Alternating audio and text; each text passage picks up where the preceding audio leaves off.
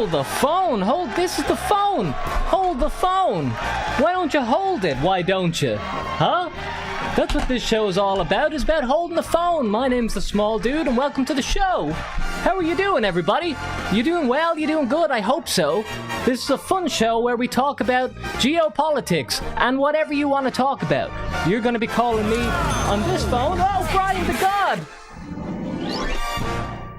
Okay, that's the intro. That's the kind of stuff that you can expect here today. Brian the God with the $5.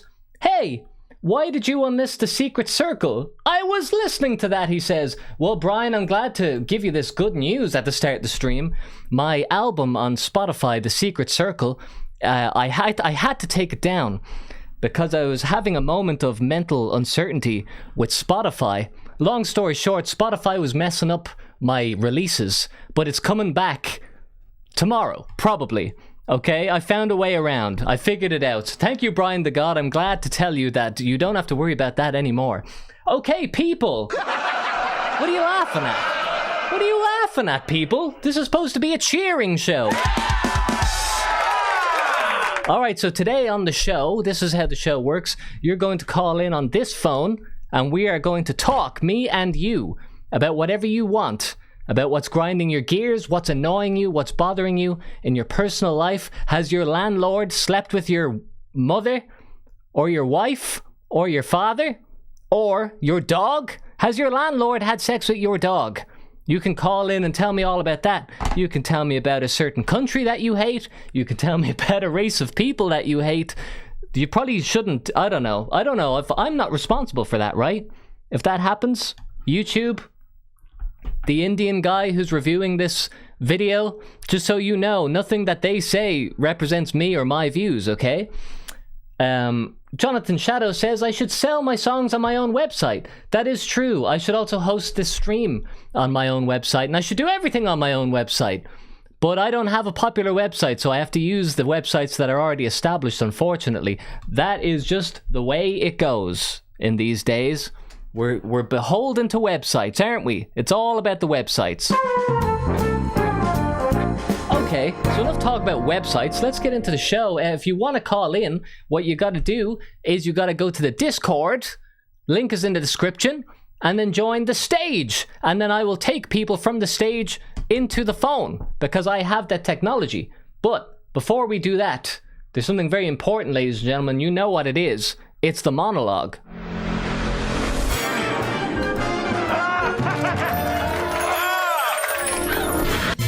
Okay, so monologue. How about... Wait, hold on. Get this thing off the screen. Monologue time. How about these bitcoins, huh? I mean, really, come on. This is so silly. A new form of currency? Pfft, get real. Yeah, I'd like to buy some groceries, please. Do you accept Monopoly money?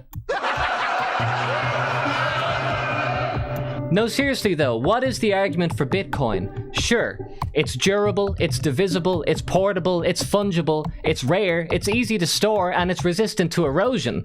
But so is Fortnite V-Bucks. And you don't see me hitting the gritty with Rick Sanchez skin on Fortnite Fridays with double XP. Nah. The only Bitcoin you'll ever see me holding is the bits of coins I'll be taking out of my purse to pay for a male Jewish prostitute on Hollywood Boulevard. In other news, the US dollar's purchasing power is at an all-time low. And in sports news, Manchester United have lost the match against Birmingham. I guess Alex Ferguson won't be getting that steak dinner after all. Okay, folks, so that's the monologue. Now it's time to get into the show. Hello. Whoa. Brian's my gears. You didn't see that coming, did you? I didn't think so. New little bits of information in the form of video. This is a good show, right? Silly7722 says, so bad it's good. LOL. LOL. No. Okay?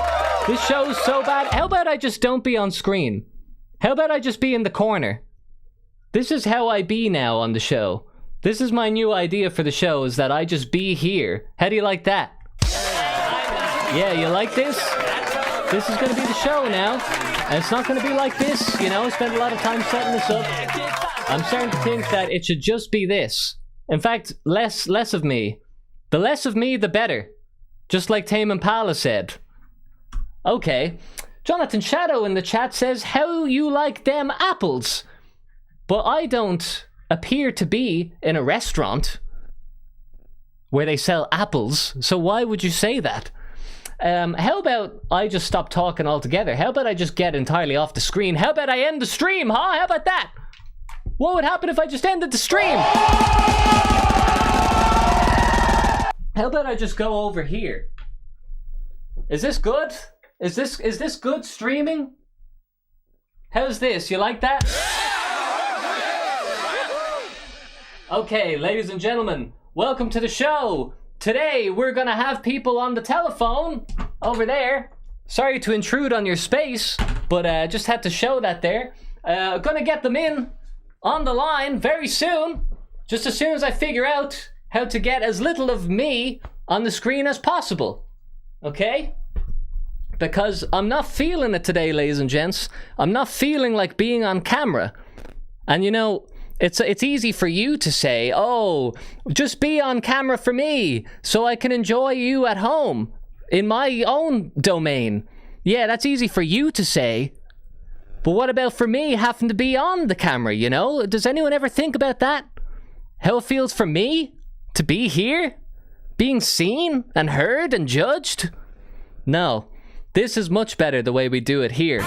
Oh, see? Harja Singh with the 100 rupees. He says, hey, Small, it's been very tough. Oh, no. It's been tough for Harjas. He says, I'm at the hospital, so I won't be able to join. I had a Uganda segment planned to make it more fun. Sorry, man. Harjas, you don't have to say sorry to me, man. This stream has devolved into nothing anyway.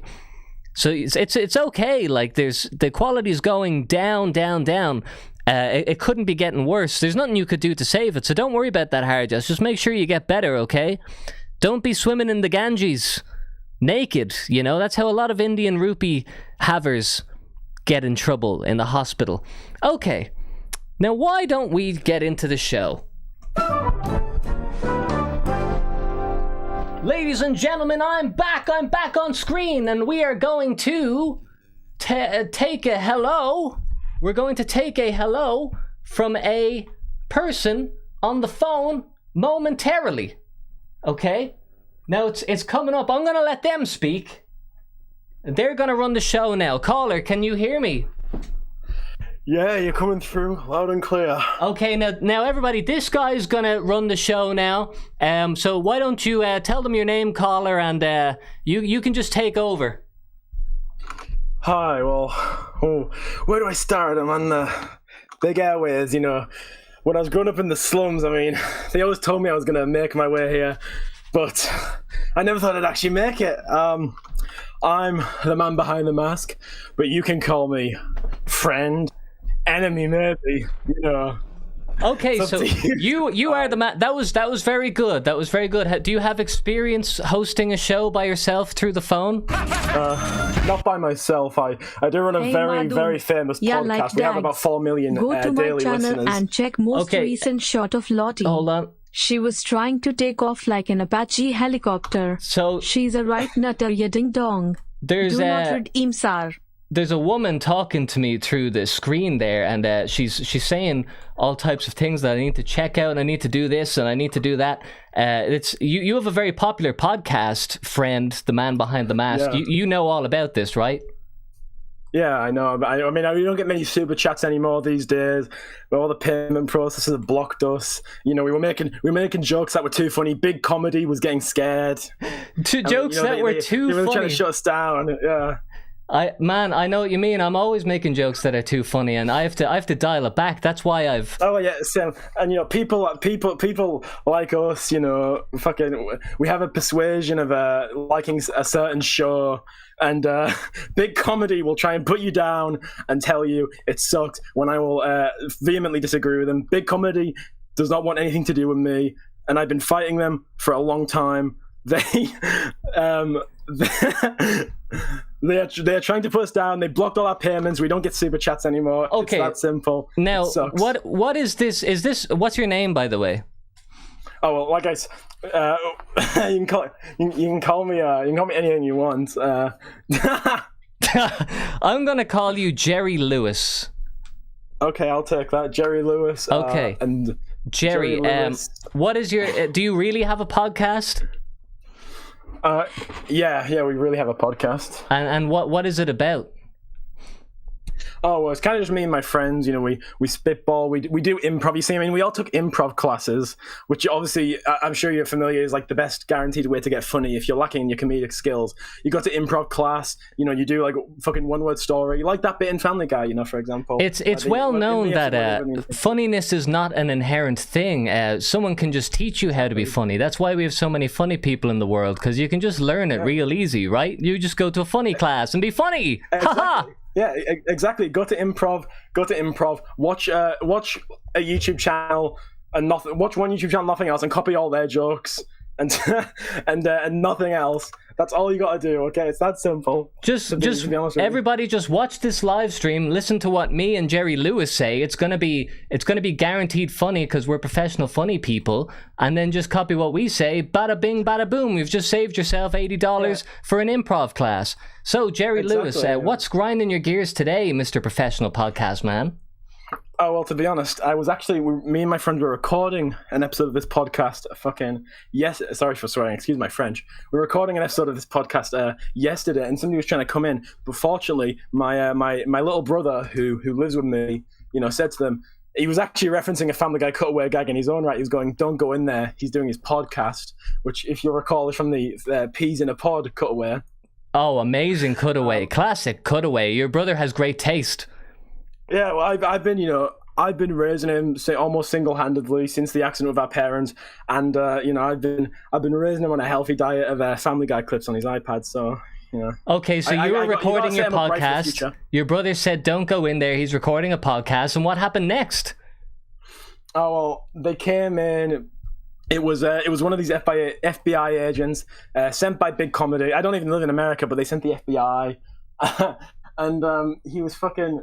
He pointed the gun at me, and I was like, I won't fucking do it. But they shot me. What's the damn language, Jerry Lewis? How many times do I have to tell you? You're gonna get the comedy police on my ass. I'm sorry. I'm passionate. This was a very traumatic event. Okay. Okay. So the Indian guy who's reviewing this video now, please let it be known that the man who's on is an antagonist, and I don't want anything to do with him. Do you understand? Indian man reviewing. Not me saying fake conversation. Okay, I have that on screen. Fake conversation. Okay, we should be fine now, so you can continue. Okay, good. So yeah, he pointed his gun at me. He said, "It actually grazed me. It grazed my shoulder. I still have I'm gonna have the my bowel scar there for the rest of my life. And when I'm shirtless in the gym checking myself out, they're gonna see it. And they're gonna be like, well, what happened? And they'll be like, well, I got some strong enemies, and it's gonna make the the ladies." Well, the ladies are going to be piling over themselves, going like, "Oh, I want a piece of that beefcake." Okay, and so what else is going on in your life? Anything wacky outside of your podcast with the fake policeman? Oh, I got into a car accident about a week ago. This is actually real. Oh, and like the podcast, I went into a car accident about a week ago. But what's funny is the back of their car got really, really dinged up badly. The license plate was hanging off. I'm not even kidding. But strangely enough, my car was actually fine. No scratches on the paint, and it's like Adam West. Rest his soul. Had jumped out the way. Had jumped like last second to push my car. Push against it, just barely enough so no damage done to it. Because he's always looking out for us citizens of Quahog, us citizens of Quahog. Okay, so what kind of consequences do you have to do you have to face for crashing into someone else's car and you're totally fine? Oh well, obviously, my insurance information has gone up. Sorry, my insurance cost has gone up by about £200 a month. That's I don't know how much that is in dollars or any other of the made up currencies. It's pushing my household income to the brink. Obviously, I have to work full time alongside the podcast because, like I said, big comedies call our our payment process. Okay. So what I want to know is when you crashed into the car, what was your thought process of like having to talk to these people? You get out of the car, are they pissed off at you? Oh well, yeah. Of course he was pissed off at me. He rightfully angry, so. I mean, if I give him a bit, if I may do short my amazing vocal range and impression skills, he did say something vaguely along the lines of, "Dude, what the hell? You hit my car." And I was like, "Yeah, man, I'm sorry. I don't know what happened. It was a tight turn, and it was dark and windy and rainy. There's a storm going on here. That's true." What kind of? Where was this? Was this just on like a residential street? Well, I was driving home from work, and he actually worked at the same place. You and him, or me and you work at the same place? Because we're both podcasters, so you might have been at the podcast studio. Well, yeah, me and you both work at the podcast studio, but me and him both, because like I said, no payment processing because of big comedy, so I have to work a full-time job outside of that. Me and him work at that same place. And so you know this guy, do you? I don't know him. It's a big place, a lot of employees. But the point is, he got pissed off. It was a tight turn. It was dark. My headlights were busted. I will admit. I was planning to get them swapped out the next day. Both of the headlights were busted? Oh yeah, they literally gone out like 5 minutes before. I was meant to get them switched out literally the next day, but it was Sunday, and all the stores were closed. And this is highly illegal behavior. There's probably more that needs to happen to you than just £200 on your insurance premium. Well, yeah, but you don't understand. My understanding was it'd be okay because if I got asked about it, I was literally going to tell them it's just happened. I'm going to get them replaced ASAP because that was my plan. But then I went down. I went around a tight turn and there was no lampposts. And I didn't see him. I didn't see him coming. Well, I didn't see him in front of me. You didn't see him coming? He was in front of you. You crashed into him. You were behind. So he was in front of me. Sorry, I'm all over the place. Sorry, man. I just didn't see you coming there in front of me when I crashed into you from behind. Where'd you come from? Jeez, right in front of me? How did that happen? Why are you facing that way? He was facing the same direction as me. His car was shaped like an arch bridge, so he was simultaneously in front of me and behind me. The front wheels were in front of me and the back wheels were behind, and the car bridge body arched over me. Hal in the chat says, "Get this guy off the road," and I think I'm starting to agree with him. Hal from Malcolm in the Middle. I am also incredibly short-sighted, and I do have a lazy eye, so that. Oh my god! How are your legs? Do your legs work? Oh yeah, they actually, my legs are actually incredibly strong, and I was morbidly obese until 2 years ago. So the muscles came through amazingly. I don't know, maybe you're still not adjusted to a thin man lifestyle. Maybe you need to go back to obesity. You don't understand. I think the problem is my leg muscles are so strong, and they're not carrying as much weight anymore. So I'm really heavy footed. I can't be really fine with them on the pedals. Spazador's Agricultural Supply has a very important message. I think it's for you. Thank you for the $5, Spazador. He says, "I hope your tomorrow is better than today. Quagmire's dad is gay." That was a little poem. Don't you mean Quagmire's mother? No, don't get all woke on us now, Jerry Lewis. Sorry. We had such a good podcast going on. I didn't know this was a woke phone call. The last episode of the podcast, the whole thing was we'd actually put a poll up for the fans, and us doing what the fans want. That's how we get our views. That's how you get your kicks. Yeah, we did actually put a poll up, and we said do you want us to go walk? And they said yes, we do actually want you to go walk. So we went walk. Go woke. Oh, okay. Go walk. I thought he was saying. I'm not a fan of it. I thought you were saying your fans want you to go walk, which I thought is a great idea to get you off the roads and to get you out of your car to go walk. Well, I do have to do that in the meantime, but they did want me to go walk, and I have to, I'm not a fan of it, but I do have to, in fact, be woke for the fans now, unfortunately. So, what kind of wokeness do you have to do for your podcast fans on this real podcast? Like over every episode of the podcast from now on, we have to like have a very opaque pride flag. We're just talking about like, if one of the other podcast members says something offensive, or God forbid I say something offensive, Jesus. we call each other out. We check in on each other, like check on our mental health. Bro, are you doing okay? It's okay to cry. We've had each other cry on stream now. Very woke crying on stream. I should try that actually. This sounds great. I like the sound of what you're talking about. I kind of want to do that. That sounds like shaking it up a bit. Yeah. We now we just. The fans seem to be much happier. We just talk about our emotional issues, and we cry on camera, and when we vent our feelings like real men to the masses, not to close family and friends, to the masses. That's it. Our 4 million daily viewers. 4 million daily viewers. Well, that's pretty good for an amateur. Okay, yeah. Jerry Lewis. Well, thanks for coming on today and sharing your perspective on total nonsense. I'm a big fan. It's been nice being here. Oh, I thought you were trying to interrupt me to get in some more woke nonsense there. Just one last little subliminal message. No, sorry. I will say though, fucking. Yes, I do in fact support Eskimo rights. I mean, somebody's got to. Somebody's got to do it. You're damn right. Okay, thank you for coming on, Jerry Lewis. Great start to the show. Take care, man, and get off the roads as soon as you can. I will. Thank you, man. All right, that's Jerry Lewis, everybody. You're listening to Grinds My Gears with the Small Dude. Okay, now, this is the show. This is what it's like. It's fun. It's fresh. It's happening. How many times have we heard this song, ladies and gents? Just today. It's a great song. It's Spotify #1 for me. Now, we've got a super chat that came in. You all heard it. You were all there. And it's from Jonathan Shadow, and he wants me to check out his latest YouTube video.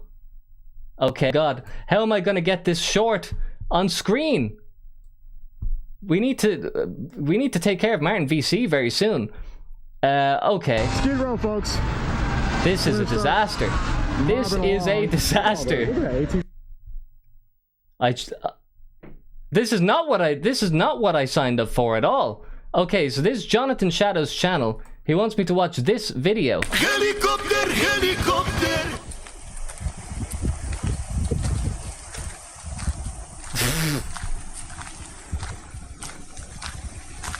Helicopter, helicopter. Okay, so there it is, folks. There's his dog, Lottie, I believe, right? Taking off like a helicopter. Is there something I'm missing here? What's helicopterish about this? Helicopter, oh, there we go. All right, okay. That's Jonathan. That's very cute. That's a very cute dog. I don't know what that song is, but I'm loving it. That's going to be my Spotify #1 now. One more time, folks. Here it is. Helicopter, helicopter. Helicopter dog. You're listening to Jonathan. Okay.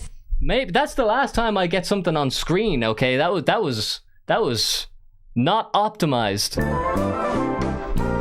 And Martin VC with the 2,500 C or C.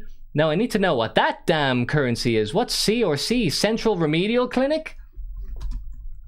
Do you know what that is, folks? A Central Remedial Clinic? It's Costa Rican cologne. I don't believe it. Costa Rica. We've got 2,500 big ones from Montezuma coming in here saying, we need more reviews of games. Please try to make new videos. You are an awesome reviewer. Thank you, Martin VC.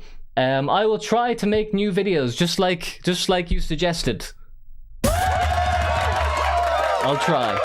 All you can do is try, gents and ladies. That's all you can do is try. Okay, how about instead of all of what just happened there, how about we go for another call? Oh my God, I don't believe it. Look at this. See, I can predict the future. How was I to know that was going to be there? It's impossible for me to know that. I just said, look at this, and something came up. Maybe I should do that more often. Look at this. Nothing. Well, it worked that first time. I shouldn't have tried my luck. Shadow 1910 says, Empire Unmasked comes out tomorrow by Ryan Dawson from Anti-Neocon Report. We all know most governments are Zog, but this documentary shows you how they did 9/11. Proxy terrorist wars, drug trades, etc. Okay, so that's a little pitch for a movie where it ends with etc. Check out this new documentary. It's about proxy terrorist wars, drug trades, etc. You've sold me, Shadow 1910. Thank you. Everybody check out Empire Unmasked. It comes out tomorrow from Ryan Dawson, Anti-Neocon Report. Okay. What's going on, ladies and gentlemen? Hal in the chat says, interesting. I agree, Hal. Interesting. That's my response. Okay. Let's go for someone who I don't think we've talked to before. It's a brand new name, a brand new voice on the show. Let's see what they've got to say. Hello, caller, you're on Grinds My Gears. What's your name? Hello, can you hear me? I can hear you, yes.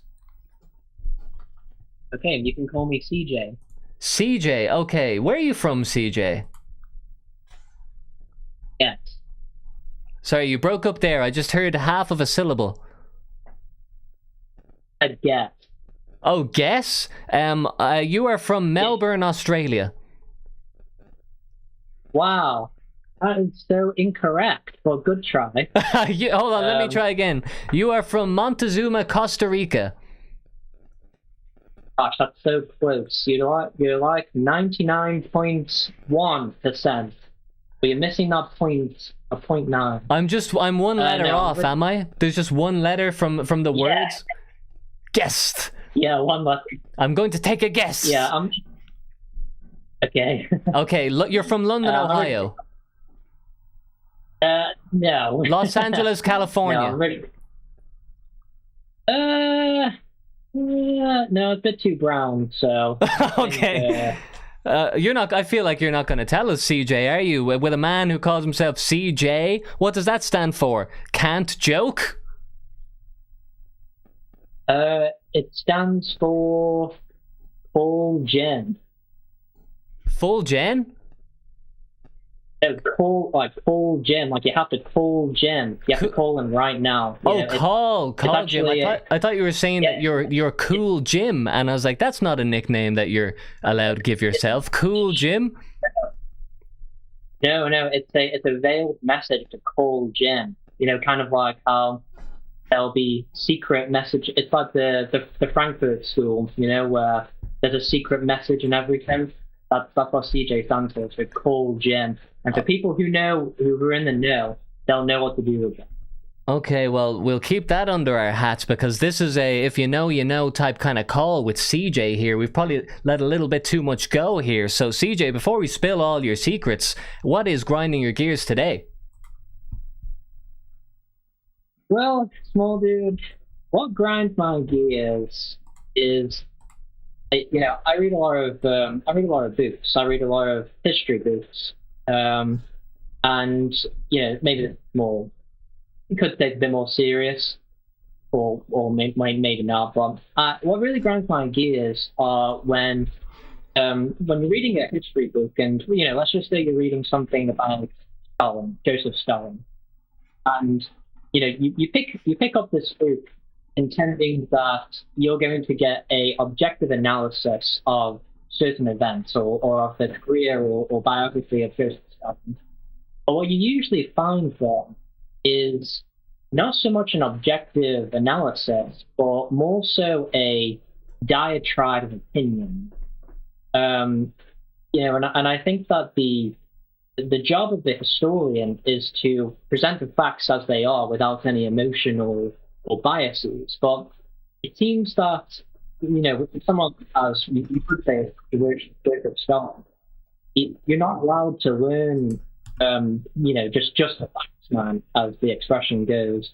Instead, it's like you have to be browbeaten into the writer's beliefs, or you're only given like a particular, almost like the right thing. You're given a particular perspective to think about, and it's something that's almost like the limit with your thought pattern. Does that make sense? Yeah, and I think that is a very valid and good point that you brought up. I know usually at the start of the show we have some jokey kind of silly things, and then about half an hour in we just start talking about serious stuff. So this is where it begins. But I do think you've got a really good point. I was thinking about this recently, and I have to be careful about how exactly I say this. But there's this guy. Now, you're a history buff. I don't know if there's any more history buffs in the audience, but there's this guy called Adolf Hitler. And I was thinking about how everybody learns about Hitler in school, but one thing that they never say is, why did he want to eliminate the Jewish people? Now, don't say anything, CJ, but I was just simply asking to myself the question, do they ever explain that in any history books? Like, I think that's something that can't really be objectively said, like what his motivation was to do that. But I think from all history that I've ever read, the kind of the through line has been, well, he was just crazy, wasn't he?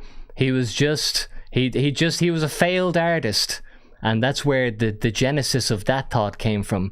And just as a kind of broader thing, because I know that's not what you said, CJ, I'm not putting that on you. You didn't say that. I don't know who said that. It wasn't me. But the point being that there's so much information about anything that you learn in history that you can ask 1,000 questions. Like, why did this person do this? What's the history of all these people? If this nation hates that nation, what is the entire history of both nations, and what is the history of their interactions with each other? And this is all information that's going to take way too long for anyone to explain. So the ultimate kind of question is, like, how much can you condense history in order to give, like, the most pertinent information? And I think that's like what you're saying, is that anything you're reading is a somewhat condensed and biased version of something that would take 1,000 years to fully understand. And I'm kind of torn, because we do need to know the gist of what Stalin did.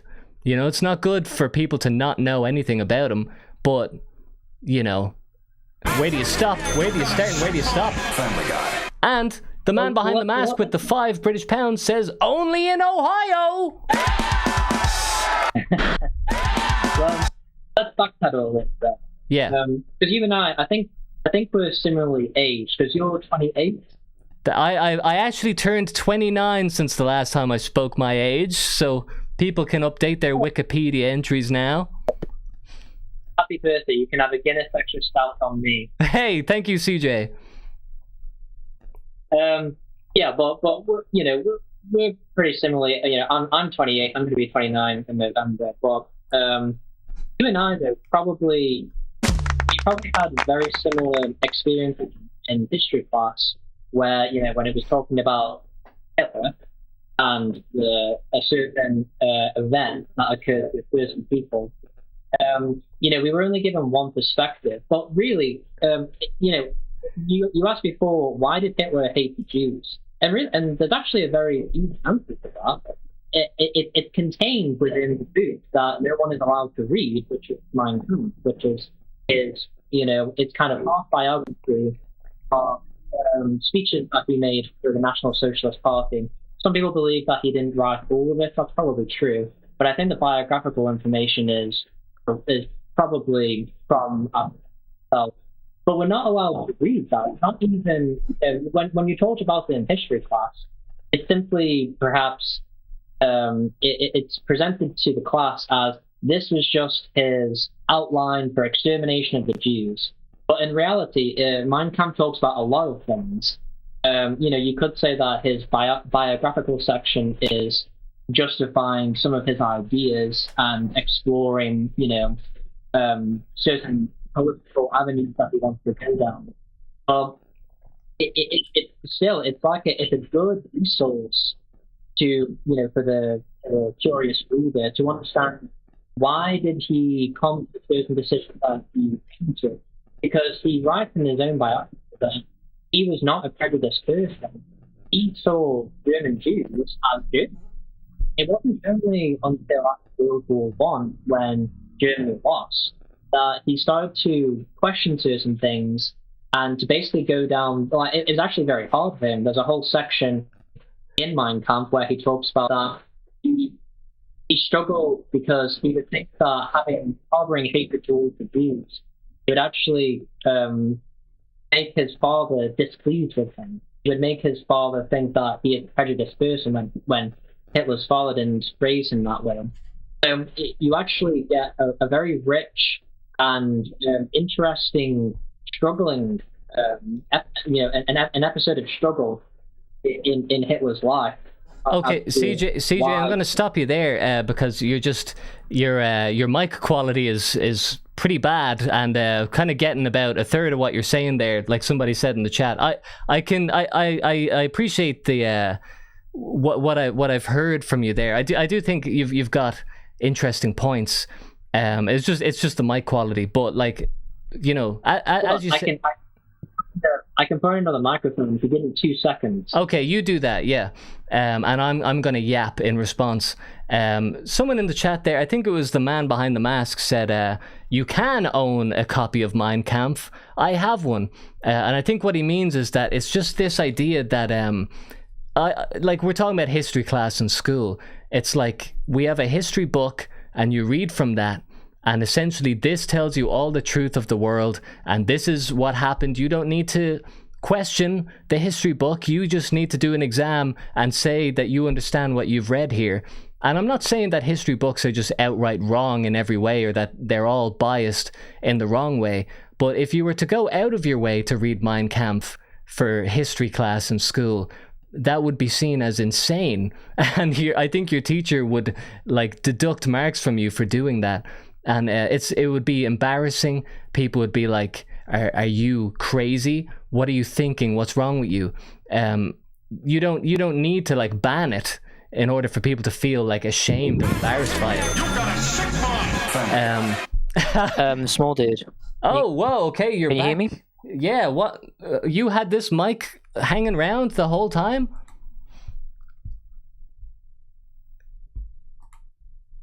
Okay, hold on. Is my connection busted here? I'm looking at my screen and I'm going all wonky. Is that better quality? It is better quality, but now my quality has gone down. Hold on, I'm getting rid of dear. Discord for a second, then coming back. Just give us 1 sec, because I think my stream gets a little bit janky when I use Discord, which is incredibly unfortunate for me. Oh no, I'm having errors. I'm experiencing errors. Okay, I think we're back, people. Martin VC with the 5,000 Costa Rican cologne. He says, "Small dude, what do you think about GTA 5 and GTA 4? Now, CJ's still on the line there. We will be back in 1 second with CJ, but Martin VC says, "What do you think about GTA 5 and GTA 4? I think GTA died when Rockstar put more effort into GTA Online than the GTA 5 story. Best regards from Montezuma, Costa Rica," he says.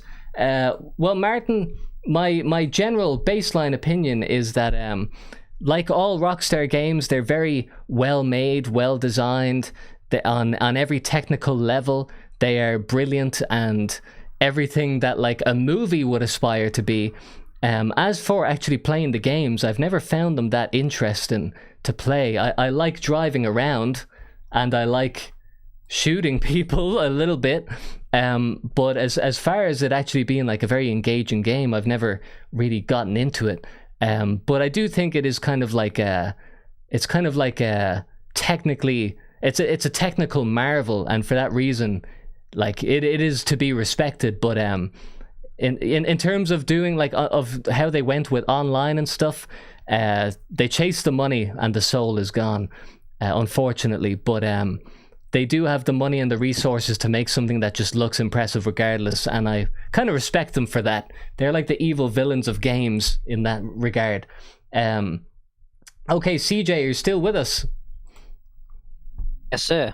Okay, now it's your time to talk. Your mic quality is better. Yeah. Do you want me to just summarize what I was saying before? I think we got the gist of what you were saying. Okay. Yeah. So, I I think that history is something that people like. I would advocate for people to try and find. I mean, primary sources are sometimes they can be very dense because, for example, a primary source would be, what were the what that Hitler or Joseph Stalin had for X, Y, and Z day. That's a primary source. Also, Mein Kampf is a primary source, and that's very readable. But I would just basically caution people to look out for reputable historians, and there's not a lot of them. But be wary of historians with the last name Berg or Stein, because they usually have an agenda, and it's really obvious. Well, that is the other thing that how can no one can not be biased. Like if I was to write about Irish history, the perspective is going to be like, these people were heroes, these people died for Ireland, and essentially it was good that they created the Republic and whatever. But the British version of that is going to be, I don't even know actually what the British version of Irish history is, if there even ever is any information, because the only narrative that can really be told is we enslaved this country and then they got it back. And even if I would say that even if you tell the truth, it's going to be unpleasant to learn about your own kind of like history and who you are and your identity. Well, I think, from the British perspective, it would probably be some form of imperialist perspective, because in the case of the British, it would be Ireland. Ireland was a natural ally of France. So the reason that England had to it had to be somewhat nasty to the Irish is because if they didn't keep the Irish in check, I'm speaking from an imperialist point of view. Yeah.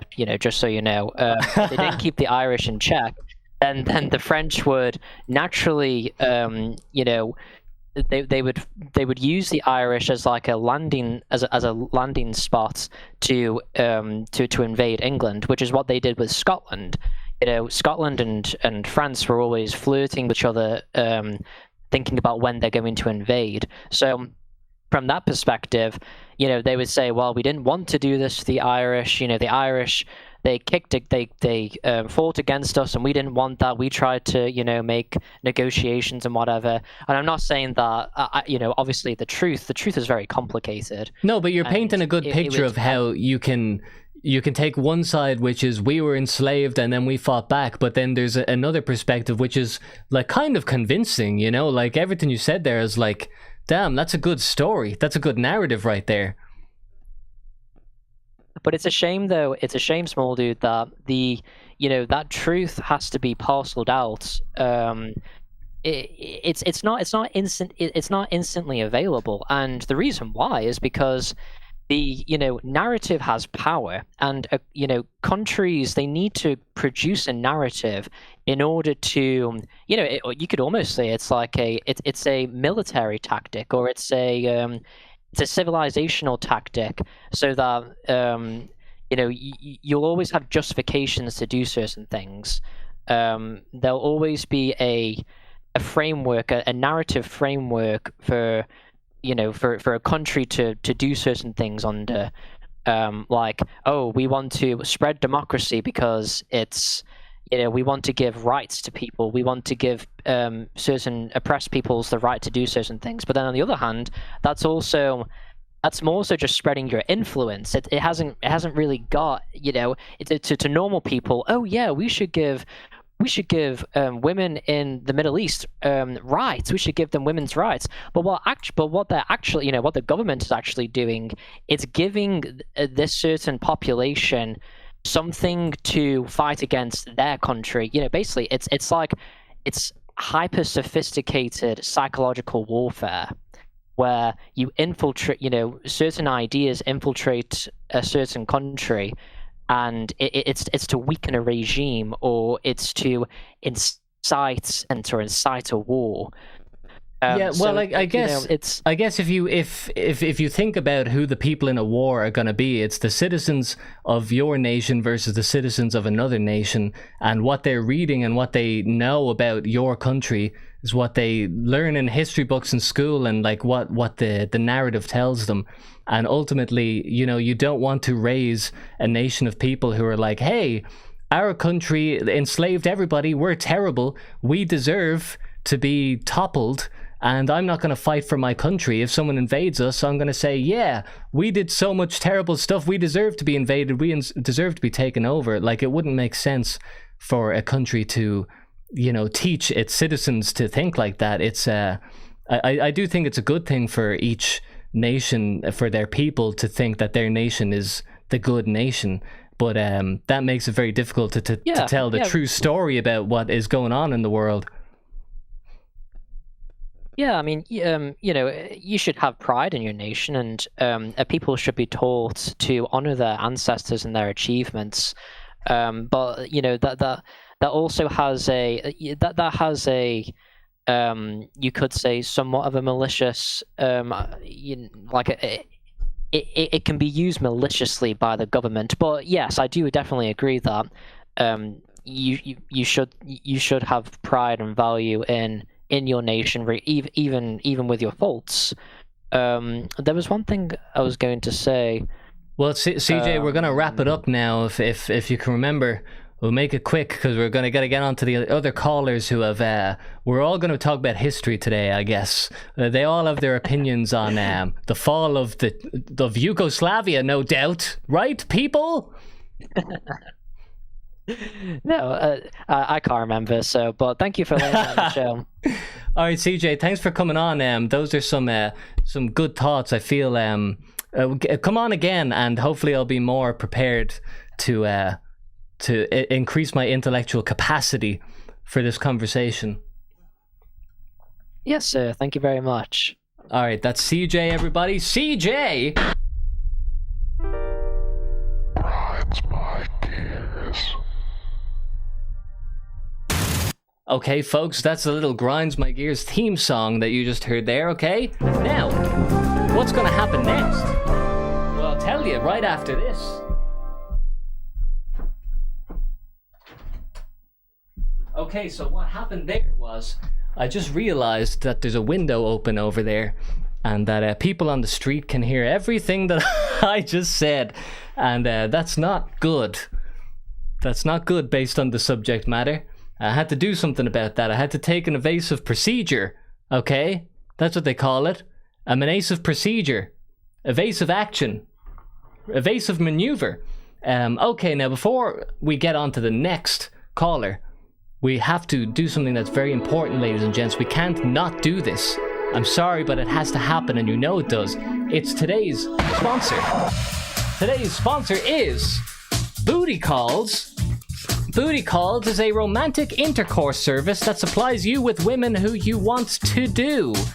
They want to do you too in the bedroom for money. So if you're a guy who wants to get done, then I highly recommend giving a woman a booty call and making her go to your bedroom and do you for money.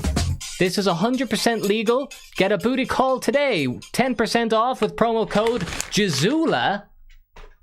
Type that in now and do it. Okay, folks, now it's time for this.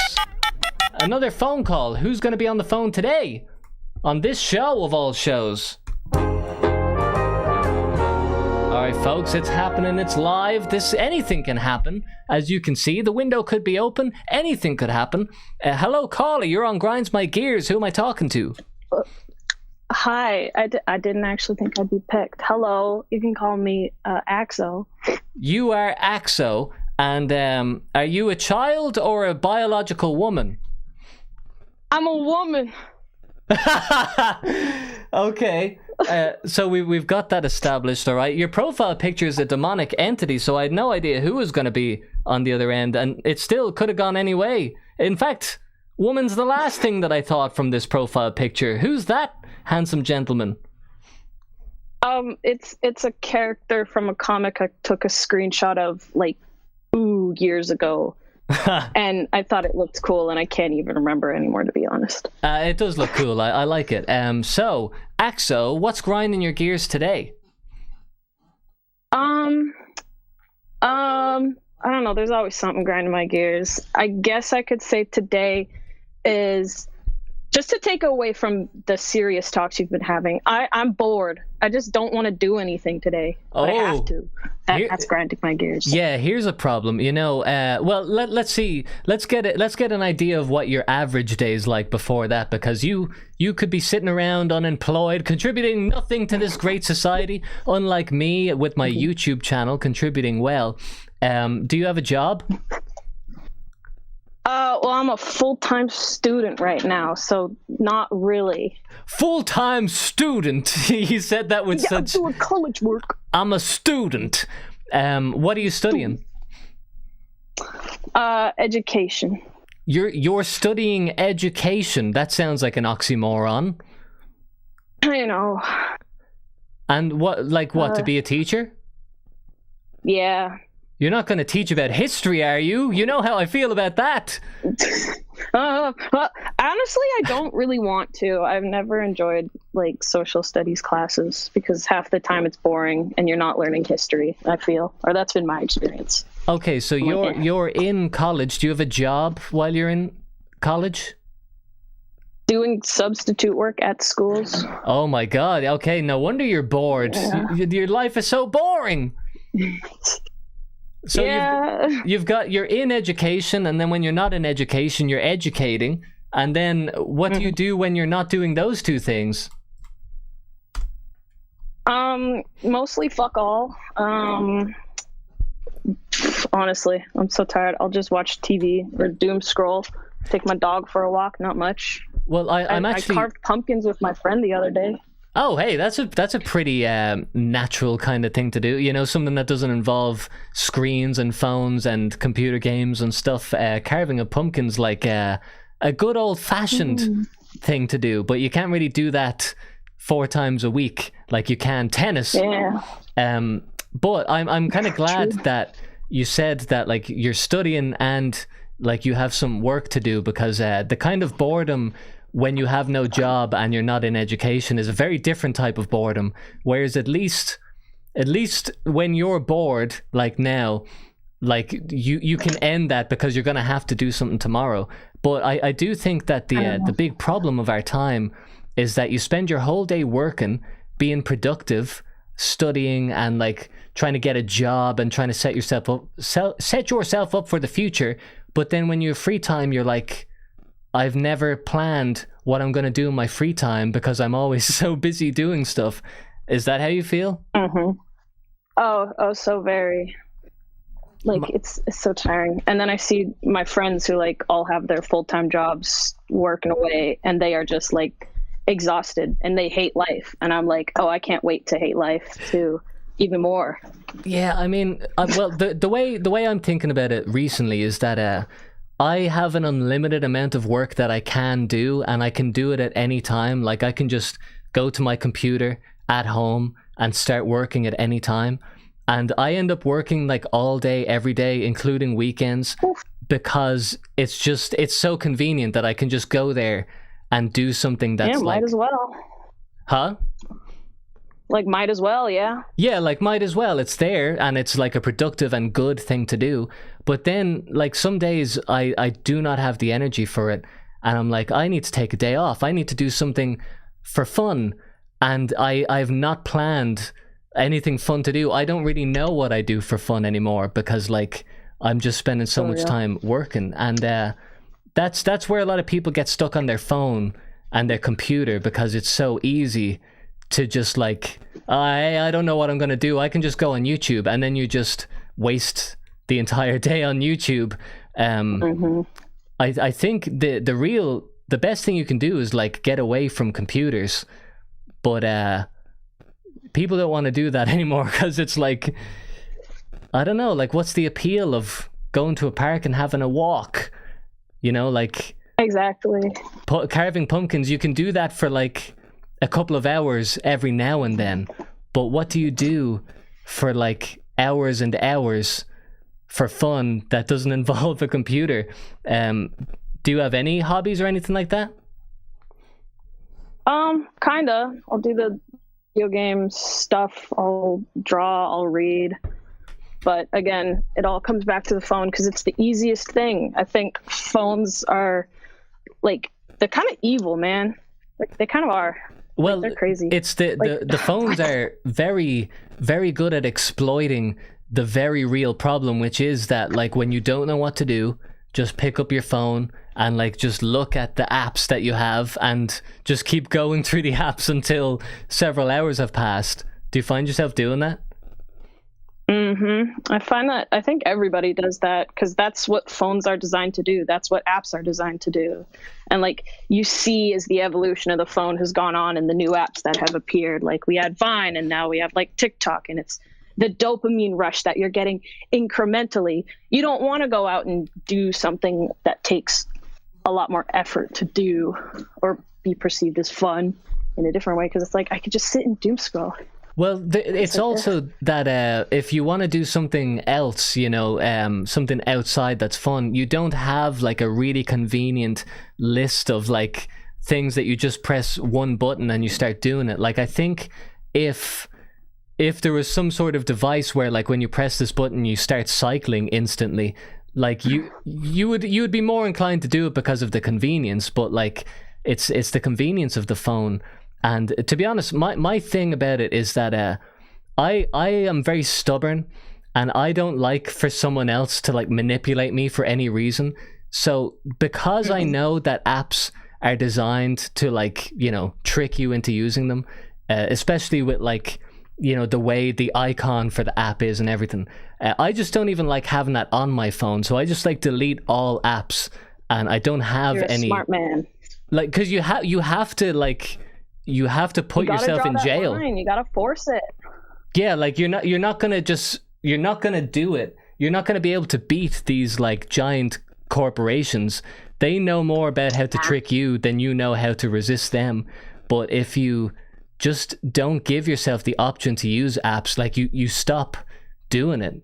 Like I can guarantee that, because I am the example. Like, you just like, would you ever type Instagram into your browser? Like computer browser? Like, yeah, if you had to manually go to Instagram.com. It depends how bored I am. I feel like I have done that before, but never like all the time willingly.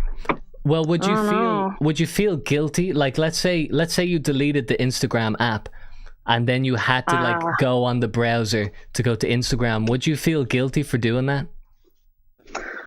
Maybe a little bit. Because if it's like I've made a promise to myself not to go on this app or do this or that, and then I like go against my principles there, then I would feel guilty. The same way if you're like, I'm going on a diet, I'm not going to have any sugar, and you're up at 3 a.m. munching down an entire bag of chips, you'd feel a little guilty.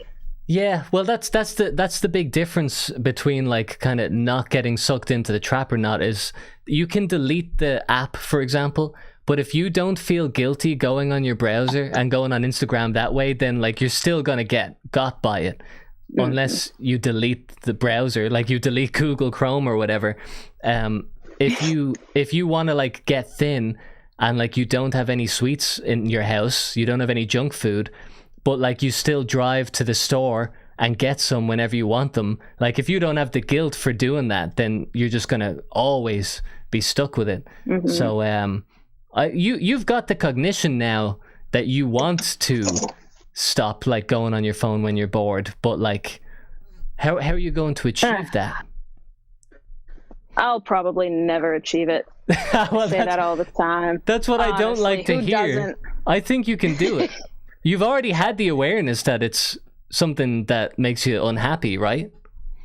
Yeah, but still, like, it's funny, it's entertaining. If I didn't have my like phone, I wouldn't have found this funky stream to entertain me while I did menial chores. Well, that you know? That's the unfortunate contradiction of my life, is that I personally don't use like social media apps and stuff, but here I am giving people the excuse to not quit. I think, and I will say this for transparency, I think that anyone watching this like the best thing you could do is probably turn off YouTube, stop watching, and like not go on your computer. That's probably the best thing anyone could do right now. But unfortunately, our lives are so tied to the damn computer that like if you want to make money or if you want to have a job, you're probably going to need to use your computer in some way.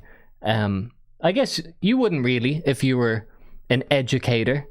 You could have a life without screens, right? Books and stuff. But that's also like another topic that fascinates me. It's like how much our lives are reliant on technology, especially in like modern America. Like everything is on your phone.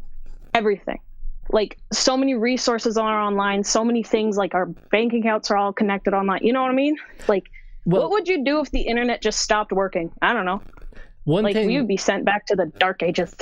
Yeah, you would have no plan. Like you actually wouldn't know. Like if electricity got shut off, like people wouldn't know, how do I get food? How do I store food? How do I even look up what to do if the electricity goes off? Like we are always just a hair away from like total chaos. But the thing that really annoys me with like the necessity to use your phone is that I don't think this happened in the US, but in Ireland during the pandemic, they brought in this thing called the COVID Passport, which was an app on your phone. And if you wanted... I kind of remember that. I wasn't living in Ireland at the time, so I came back and people told me about this and I was like, this is crazy. If you want to go into like a coffee shop or a pub or like most public like places, sorry, not public places, but like any shop or whatever, you had to like show this COVID passport to say that basically I'm not infectious. But I don't like the idea of having to have a smartphone, like legally required to have a smartphone to go places. And this is where the digital ID stuff is going to come in, that your digital ID is going to be on your phone, which means you have to have a phone, which means you have to look at your phone, which means you have to see the Instagram app and the YouTube app, which means that like even more times a day, you're going to be tempted to go on social media, like more than you would already. And I'm considering just getting rid of my phone. I would love to get rid of my phone. I think I could survive without it. Yeah, the world is just so, our governments, everything is so tied up in technology. Like, it's dystopian, man. Dystopian, whatever the word is. Whatever the word is. You're supposed to be the educated one here. You're in college. I'm tired, okay? I didn't get much sleep last night. Don't be mean. Well, okay. Well, I can't promise that I won't be mean, but I will be conscious of how mean I am, because you're in a fragile state right now. You're going through technology addiction and pumpkin carving withdrawal syndrome. Totally. Like, what am I gonna do when all the pumpkins are gone, man? Anna Ray in the chat says, didn't some Jew recently say that having a phone in your pocket is like having a little piece of Israel with you? And Anna Ray is talking about the Prime Minister of Israel, who said, and this is something that sticks in my head. He was bragging about how important Israel is for technology development, despite being such a small country. And he's like, you see that phone in your hand there? That's a piece of Israel right there. And when I hear stuff like that there's like the biggest powers in the world who are like bragging that like my phone can get money from me to them. Like, I don't want to give them money by going on my phone. I don't want to like do whatever it is that they're bragging about doing so that they can say, yep, we controlled the small dude. You see the way he thinks? That's because of me. How do you feel about that? You might not even think your own thoughts, that they could be programmed into you because of what you saw on your phone. Oh no, that's very true, and it is a big possibility. Like, no one is immune to propaganda, and I have like a big old conspiracy head about technology, man. It's like everything is geared towards to sell you something, basically, to gather your information, to make money off of you, to then continue the cycle of selling you a new phone and etc. and controlling the population. Like, it's bonkers, man. Well, it's funny because even the average person knows that this is happening, and people have known this for a long time, but like now more than ever, the average person knows that, like, yeah, I'm being brainwashed somehow. And like this is It's like this is like people who are like addicted to their phones. They're like, yeah, I like going on my phone. I know I'm being brainwashed somehow, but I just don't know how exactly it's happening, you know? Like, can you tell me like a concrete example of some way in which you're like being manipulated? you could argue like newscasters. There's this one funky little clip I saw where they had a bunch of different news stations lined up and they read the exact same thing off with the exact same script about, I can't even remember what it was, but that was fun. Another one that happened recently, I'm a Canadian, and there was some conference and the Conservative like party head was talking, and then the CBC News suddenly just cut off the broadcast, claiming technology issues when they started talking about media control. So that's always fun. Oh, there's also like a bill being passed in Canada quietly that is basically saying they can like turn off your internet or persecute you for things relating. It's just a shit show, man. Well, these are all the things that you know about, and like there's the reason like that, what do I not know? well, like when you say like there's a bill being passed quietly in Canada, there's bills being passed quietly every day, you know. It's like there's things that are going to take years to manifest, and the only reason why we ever know about any of these types of things is because there's some sort of like catchy story to it. So like that thing you're talking about where all the local TV stations had the same like script that they read from, the only reason we know about that is because it's kind of like a catchy story. Like when you see all of the clips together, it makes you go like, oh yeah, that's like something from a movie. Or when they cut off the broadcast after someone says something, it's like, oh hey, something's not right there. But the things that happen every day that you don't notice are these things that are like in plain sight, and there's no cool kind of like headline to go with it. It's just a thing that was said, and it's like, yeah, whatever. It's not egregious enough to really make a big stink over, but it is still bad. So those little moments when like there's a glitch and you saw something that you weren't supposed to see, those things happen every day, but they're just not that interesting, like one by one. So I think in general, it's making sure that you're not in the place to be manipulated is probably the best thing you can do, or at least, I don't know, have your head on your shoulders when you're looking at anything, including this live stream. I'm actually a government plant. Ha ha ha. The FBI's on the way. They've got some real professionals here, people. I had no idea. From the vocabulary usage and the mispronunciations, I would have had no idea that this educator is a Fed. Man, it's crazy. I think everyone just needs to look at media, take a grain of salt, and I like your point there where it's true. Like everything is sensationalized now. If it doesn't have a catchy title, or just the way that we've been like, I don't want to say brainwashed by like Hollywood movies. Like if it's not cool or like sparky, you're not gonna care because we've been made to think that way. Yeah, kind of. It really is that, and it is brainwashing. Like I know these words sound kind of like silly and hyperbolic, but it genuinely is like movies like. The reason why it's called brainwashing is because when you're watching a film or something, your brain goes into this kind of like passenger state where you're just letting the images wash over you, and you're not like sitting there fully concentrating. You're like laid back on the couch with Doritos all over you, and you're only like half paying attention to the movie. So like the information just washes over you, and you don't like bother to think, hey, you know, what does this kind of archetypal character mean for, like, how true is this character to real life? You're just like, yeah, it's a movie, whatever. Or like someone, I don't really watch movies a lot, but I seen that movie American History X a couple weeks ago. And have you seen that, Axel? Nope. So from the start, Check it out.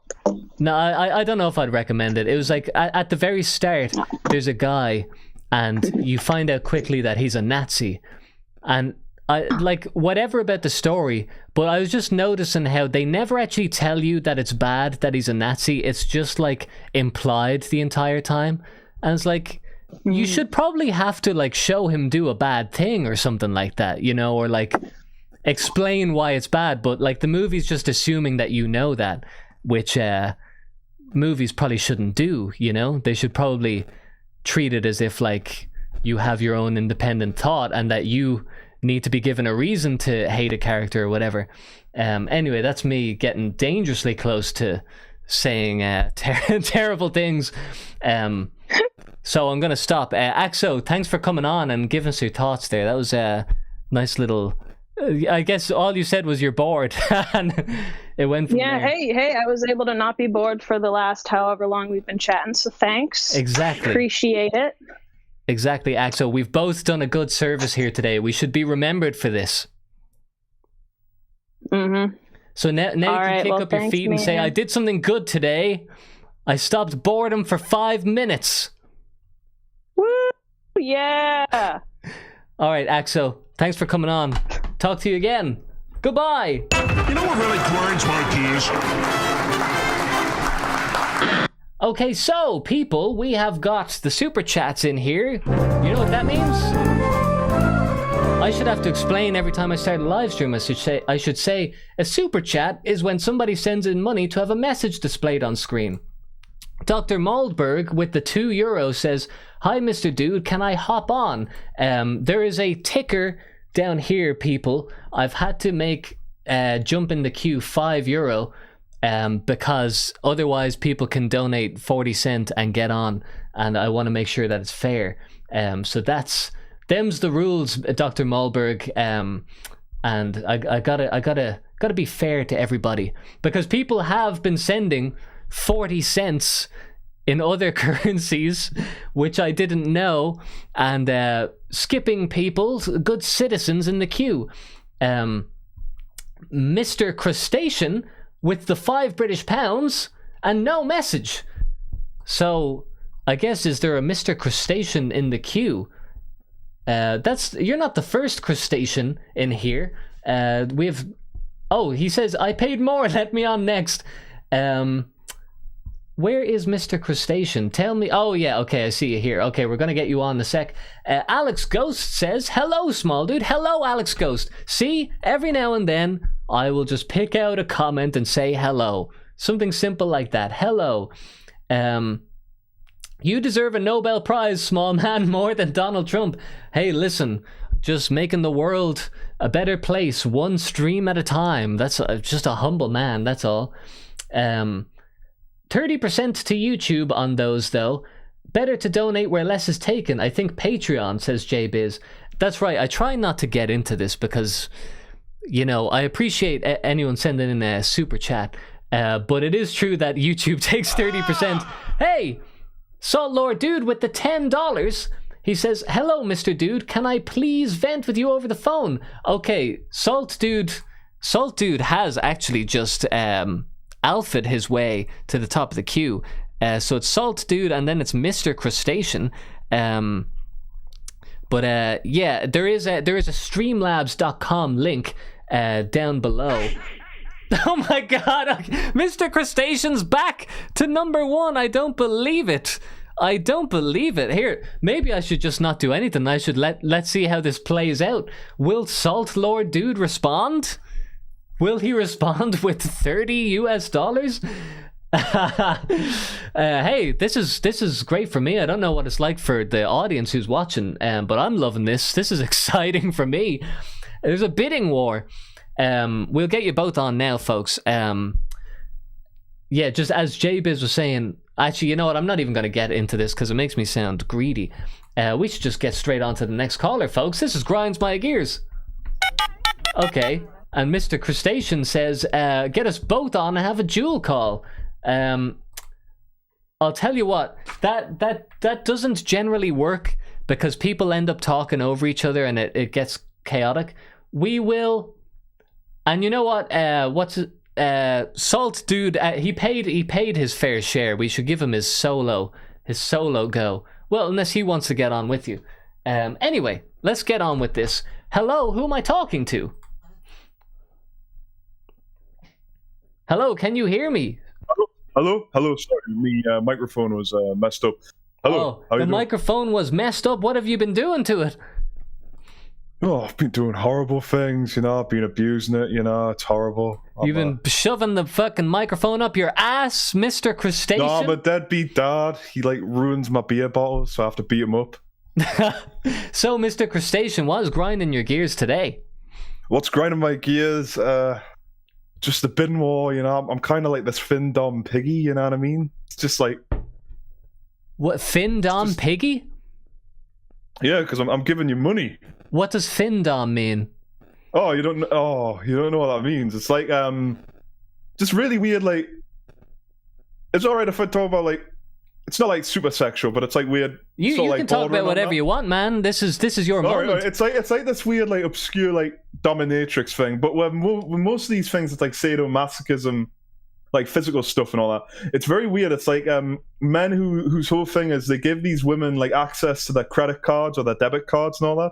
And the whole fetish is them spending as much money as they can on this woman for their stuff. There's barely anything sexual of it. It's just wasting money. Right. Okay. Yeah. I mean, that doesn't surprise me that goes on. So you're saying am I the woman and you're the man in this scenario? Yeah, I'm the pay piggy. Hi. Oh, you're my daddy. Yeah, exactly. Okay, good. So daddy, okay, good. I didn't even mean to say that. That just came out.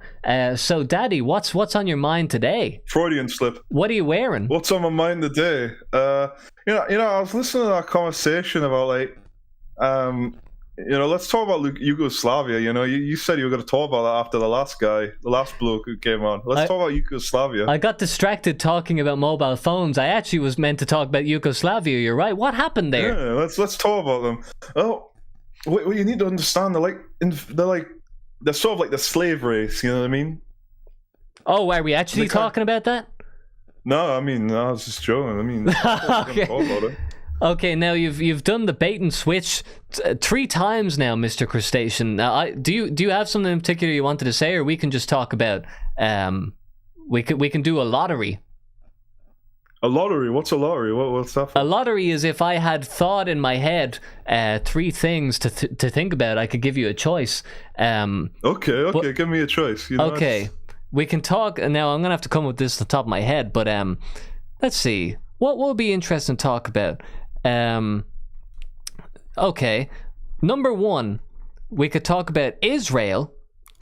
Number 2, we could talk about your love life. Or number my love life. You want to do that? No, I was just saying that. Sorry. What's the third option? The third option is the third option. We're gonna leave that to the live chat to decide. All right, I'll have a look. We'll have a little gamble, but while they're doing that, tell us about your love life, Mr. Crustacean. My love life. Oh, it's terrible. I met with this last once, right? She was some university girl, and I talked to her nicely, and I got her fucking phone number. Oh, that's good. That's very real world. I wanted to set up a day in a pub and all that, but then she said, "Oh, I'm going to France, and I won't be back until the winter of 2026." I mean, and are you going to wait? I'm not going to wait. That's wasting my fucking time. Well, you don't have to wait. You can just remember when she's getting back, and you don't have to do anything. You can just get a free booty call in 2026. Yeah, you're right, but that's in 2026. I got to think about something else.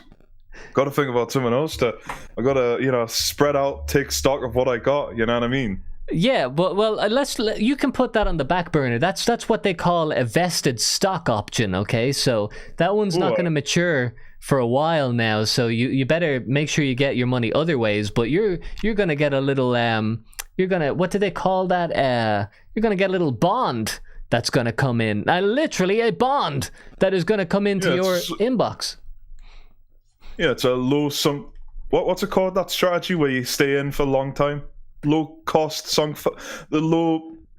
Someone fucking hell. You know what I mean? The low sunk fallacy. Oh, sunk cost fallacy. Sunk cost fallacy. Yes, yeah. I don't think that's what you're trying to say, though. No, I was almost gonna say something like fucking like sunk cost. Fucking hell. I can hear the cogs working very hard back there. I can hear the actual thought process I mean, burning the processor. All I do is drink and beat my microphone up, you know? It's a sad life. Well, tell me how you met this lass. What were you doing and how were you so smooth in that moment? Oh, well, I don't know, to be honest, as well. I had 3 pints. I was a bit tipsy. For some reason, because I was curious to have it. What are they called? Those Chinese drinks with the little balls inside them. You know what I mean? The iced tea thing. Oh, bubble tea? I was curious to have one. I was curious to try one, right? Yeah. I got one. I actually liked the taste of the iced tea, but I didn't like those little ball things. They were horrible. And I saw she was drinking one too, and I just went up and I said, "Oh, those are crap. I think these are crap and all that." And that's how it started. Man, that is literally how I met my current girlfriend. Is that I was at a silent disco, and I was like not liking it, and I just went over and talked to someone. I was like, "Hey, this is crap, isn't it?" And I kind of look back on that and I'm like, that's not a great first thing to say, you know, like just saying, hey, look at this thing where we are, that we've both partook in. It sucks, doesn't it? But sometimes things do just suck and you've got to like let it out. I think that's a perfectly natural and like good way to start a conversation. You can't rely on that as a tactic because then you're just going to be miserable having to go up to people and say, hey, this sucks, right? Like, start, isn't it? If you talk about things you hate all the time, then yeah, I don't know. Unless the person you're with is equally as miserable as you, then I think if that's your tactic, it's not going to work. But when you just so happen to be somewhere and it's like a perfectly organic thing that you're like, yeah, I thought this thing was going to be good, but it's not really that good. And then you turn to someone, you're like, yeah, this isn't so good, is it? What's good about that is it's authentic. That like you actually. That's just your true thought in that moment. Whereas the real hard thing about like approaching a person or a woman is that you have to come up with something to say, and that's not an authentic thing to do. Like, you know, you would never go up to someone and say like, hey, having a good night tonight? Like, that's not something you would do for fun. You only do that to talk to someone. But you would generally go up to someone and be like, hey, I got this bubble tea and it sucks. And you just want like someone to feel what you're feeling. Feel my fucking pain with these horrible little, I don't know what they're called. They're like horrible, they look like little blueberries, but they're not. They're like these little squidgy things, you know what I mean? It's like fucking horrible. I think you're trying to raise me up now by saying this. You're trying to make me fall for you. You up. You're a very handsome man. I'm a handsome man, you know. Do the math. I think we should be together. I know why that girl took the bait. I can see it. I can see your suave nature coming through. This is just on the phone. You're from Ireland, right? Yeah, I don't like where this conversation's going, but I could be like Oliver Cromwell, you know what I mean? That's terrible. That's a terrible. You're my Finn Dom Cromwell. Yeah, I'll be the nice one. For nearly everybody watching who doesn't understand that, Oliver Cromwell was a notorious slave owner who he was a very nice bloke. He's known for the plantations in Ireland where he was the master of all slaves in Ireland. So that's going to be me and you, master and slave. And I think they're changing that terminology in the computer world now. But anyway, that's side news. So what other kind of sexual conquests have you completed lately? That's really fucking embarrassing story.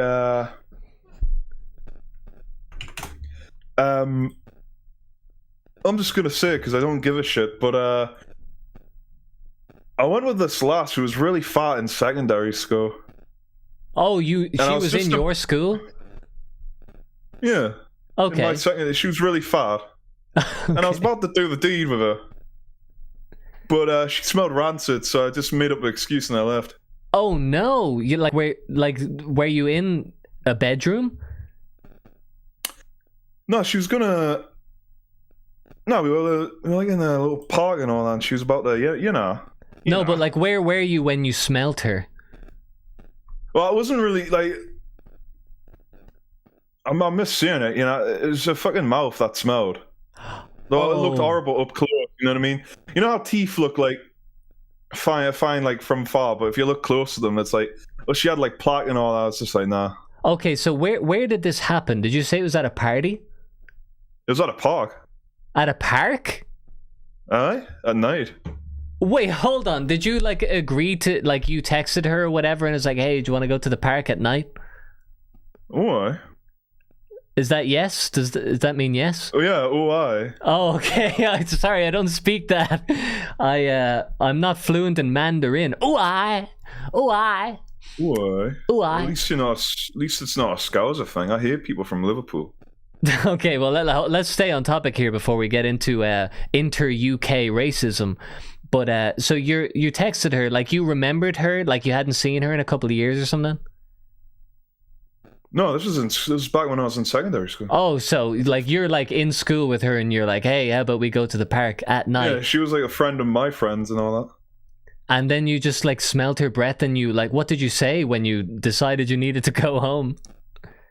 Trying to remember.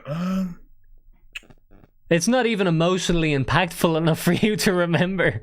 Yeah, it's not that. It's not really that. This could be the worst moment of her life. What do you think? I don't give a shit. She was a bit of a slag, so I don't give a fuck. Oh man, you're brutal. Like there's no prisoners with you. The bubble tea is just the top surface level of your grievances. I'm really like Oliver Cromwell, you know. Yeah, you are. You've got like a nasty side to you, Mr. Crustacean. I'm sorry, it's just I'm not just saying like there's a little bit, but I mean it was fake. Like, what am I supposed to do with that? Well, I think it is on her to make sure that her breath smells properly. I mean, like, if you are going to meet a proper gentleman in the park at night, you might want to just make sure that you've got your basic hygiene up to date. Cackle X, welcome to the big dude tier, Mr. Cackle. Thank you very much for becoming the biggest dude on the YouTube landscape right now. Cackle, I believe he's a Scottish guy. Are you Scottish, Mr. Crustacean? No. Oh, you're not? What's that accent? I'm a Geordie, I'm from England. Oh, you're Newcastle? Geet said that's just outside of Newcastle. Oh, do you say ooh-I? Is that what you said? Yeah, ooh-I. Oh, I thought that was a Scottish thing. Okay. No, it's like no, it's a thing here too. I'm learning so much about the Newcastle. world. Let's give you an interesting bit about history. The first like proper division of North and South England was where the defense budget was going to, for like the army and all that. And like first division for North and South was all the taxes from the North would go to the defense against Scotland, and all the taxes to the South would go against France. Also, it's like right to the border of Scotland, so there's probably been like some collusion with the accents and all that. You know what I mean? Okay, yeah. There's been a bit of a melting pot of voices going on. Yeah, I thought I knew more about UK accents than I did. I've been sorely wrong. But listen, Mr. Crustacean, the third option has come in from the YouTube chat. Are you ready? Okay. Yeah, sure. The people said that the third topic option should be how to make the best poo. How to make the best poo? This is what they wanted to know from you. They want to know your idea of the best poo. I'm thinking it's a very good question. I thought you might like it. It's a deeply intellectual question. It is. You got to eat a lot of fiber. Now, you got to make sure not to drink too much. You know, if you drink too much, your poo becomes all like green and like clumpy. You know what I mean? Okay, so you have all of this is top of mind information here, like as if have you said this to people before? Has this been No, it's just something you notice when you're in the trade. Okay, so make sure that you don't drink. That's the first thing you got to do. Don't drink too much. You can drink a little bit, but like well, we're talking about optimal poo here. Now, I can't believe we're talking about this, but we're talking about the best, you know? We want the best of the best. We're not talking about just a general good quality? I think you got to have like a bit of everything, a lot of fiber, and a lot of all the other stuff to help it mix up together, you know. But it needs to be in a big quantity. Oh, it needs to be a big quantity. That's what makes it the best. And another thing, it needs to be before you go to bed. It needs to be like a big dinner before bed. Then it won't come out in little bits. It'll all just like as you sleep, you'll just digest it, and it'll all just undermingle into your colon, which will make a big optimal poo. You know? And hopefully, what I want to know I wonder if like you could ask the chat this question. What's a better poo? A harder poo or like a slimier poo? You know what? I'm gonna do this for you, Mr. Crustacean. In any other circumstance, I think I might say that this just needs to end. But I'm going to make this official, and I'm going to say I'm going to make a poll, and I'm going to write best poo, because this is what the people want, and the options are going to be hard and soft. Is that sufficient? I'd say slimy, soft, and hard. Okay. I'd describe it as slimy, you know what I mean? Okay, slimy, soft, and hard. So we're going to start the poll, and the results of that are going to come in imminently. Thank you very much. I appreciate it. I know this is just something that you want right now, and I'm trying to make a Northern Englishman happy. We've got hard coming in. It's good. There's no competition. Hard 75%, slimy soft 25%. Sheok says, "Go to sleep on a full stomach. Your sleeping body will have nothing else to do but digest." And the man behind the mask says, "A whole packet of Oreos and 2 to 3 cans of Red Bull." That would make a slimy one, I think, because that's a shit diet. That's a shit thing to eat, you know. What I'm thinking about is like a big dinner. You know, I don't know if in Ireland they have like roast dinners, but like a big roast dinner. I assume you do, because like, no offense to you, but like a lot of like Ireland's culture is like from England, I guess. Yeah, roast dinners is one of the only things that we try to claim, which isn't even ours. You're never going to claim that. I'm going to fight you on that, but... No, but it's one of those things that even though it's not ours, we're like, yeah, but we eat it the best, you know? That's just a part of, like, the social tradition. Yeah, it's one of the only food types that we can agree on. And you try to one-up us on it. I understand, We put potatoes in it more than anyone else, so maybe that's what we can claim. Really? We have roast potatoes, too, and... Is that how much more potatoes could you have? You know what? Probably not even. It's probably. I think this is just Irish propaganda that I've been fed. It's just a myth. Okay, so Skitter for some reason is saying in capital letters, "Stop the vote." I think he wants these numbers to be locked in. And there's no competition. I'm stopping the vote, and it is 70-30. Okay, so hard poo for the win, Mr. Crustacean. How do you feel about that? Thank you. No, I feel good. I was considering hard poo, but I didn't want to, like, you know, make a split decision. I wanted to see what the people said. You know what I mean? That's that the people talked and we listened, I guess. So, Mr. Crustacean, thanks for coming on and talking about the fall of Yugoslavia. Yeah. That was what we talked about, right? Say that again, sorry? The fall of Yugoslavia? Oh, we're changing subjects. Oh. No, just forget about everything I said. I was saying, thanks for coming on, Mr. Crustacean. Good to hear from you. Yeah, thank you. I'm glad I was on. I'm glad I was your pay picker. Yeah. Nice you contributed well to the discussion of today. We're gonna remember this for years. Mr. Crustacean, enjoy the rest of your evening. Oh, you too. There he goes, Mr. Crustacean. Follow me, like me, watch me.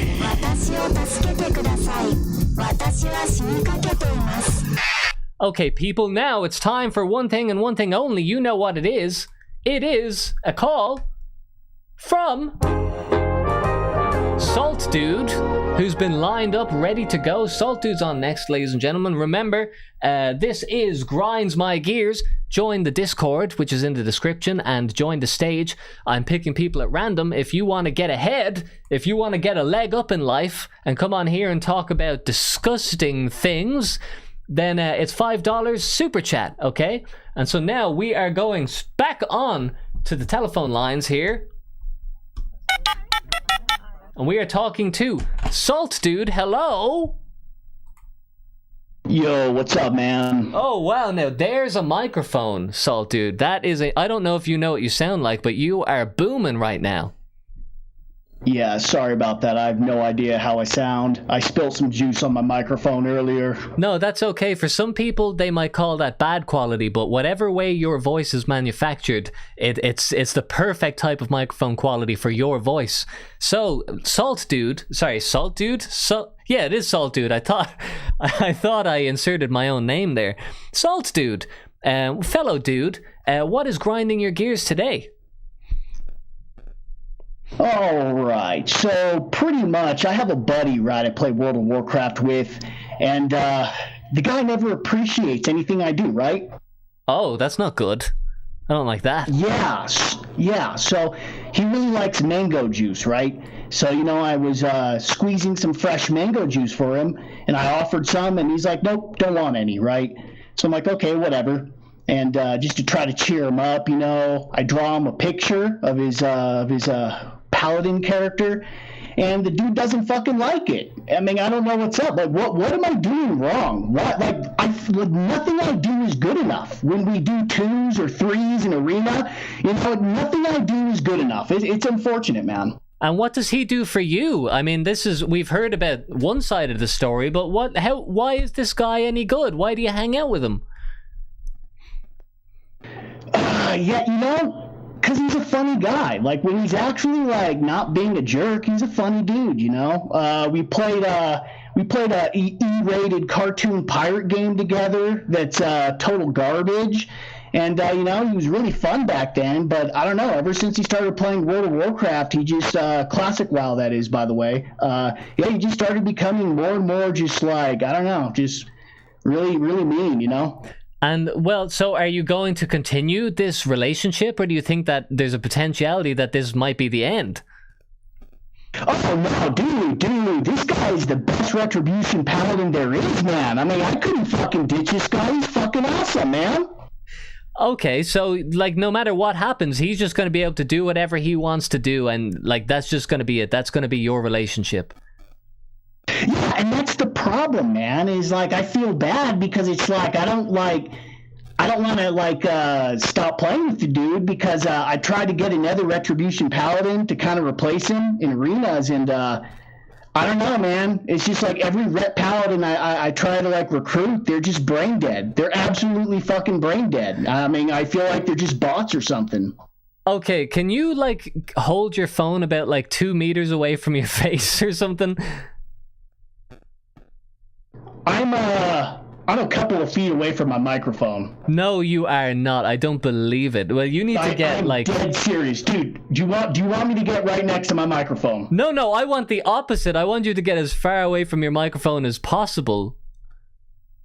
I am as far away from my microphone as possible. I'm not even joking. You need to go to a bigger space where you can get further away. What room are you in now? Are you in your bedroom? I'm in my bedroom. Do you want me to go to the next room? Whatever the furthest distance you can get between you and that microphone is ideal. To be honest, I actually find it. I like it. I think it's funny. But people in the chat, their ears are bleeding. I think this might be symptomatic of what your problem is with your friend. I think maybe when you talk to him on the phone, you talk with that microphone, and he just can't stand you anymore.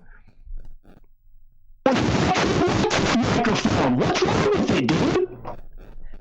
I honestly, I think all problems in your life are stemming from your microphone quality. I'm quite sure of it.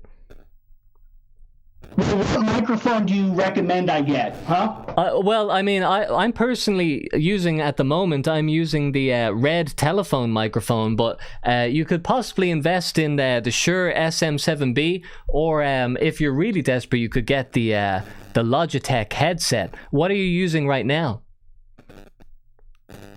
I'm using some microphone from mid-90s. It's some generic brand. Okay, maybe try one from the 2000s and or the 2020s and see how you get on. Are you currently an Xbox 360 COD multiplayer player? Back in the day, yeah, but now I'm a PC gamer. It sounds like you're still using the Xbox 360 mic. Well, Salt2, tell me, what else is going on in your life? Yeah. So what else is going on in my life? So recently I started playing fighting games, right? Okay. And I jump on Fatal Fury. I guess I'm late to the party, right? And everyone's kicking my ass, dude. Well, did you practice? Yeah, I fucking practice every day, man. I practice hard. Well, do you know the combos? Have you tried using the combos? You know, I've tried, man, but I'm coming to the conclusion that I just suck at fighting games, dude. I think it's the microphone, man. Are you using voice-activated commands to do the combos in fighting games? You know, I didn't think of that. Do you think I should? No, well, actually, you know what? With the sound of your microphone, I think you might destroy all of your opponents if you start doing voice-activated commands. I'm sure they have them for, you know, disabled people. You probably get on that pretty easily. Do you think so? Yeah, man, I think you can do this, and I think you can also restore your friendship with your friend if you what you need to do is you need to vocalize your concerns. You need to say to him, "Hey, man, you know, I feel like I'm doing a lot for you. I'm pouring mango juice for you and everything, and I just feel like I'm not getting the same kind of respect back." And I think, because you said your friend's a good guy, you said he's a funny guy, you like hanging out with him, he's cool. To be funny, you need to be in touch with the truth. Comedy comes from truth. I think if you're honest with him and you say, "Hey, man, I feel like I'm giving more than I'm getting," he's going to come back to you and he's going to say, "Hey, I'm a true, honest, and funny guy. If that's how you feel, then I respect that and I'm going to change." And I think you're going to have a better relationship with your friend. And I think if you start using voice-activated commands on fighting games, I think you're going to destroy people online. You know, I'll do just that. Thank you, dude. This really actually brings up my mood. Thanks, man. All right, man. Do you take care, Salt Dude? And I hope all the best for your microphone. I hope good things happen in microphone-related things for you.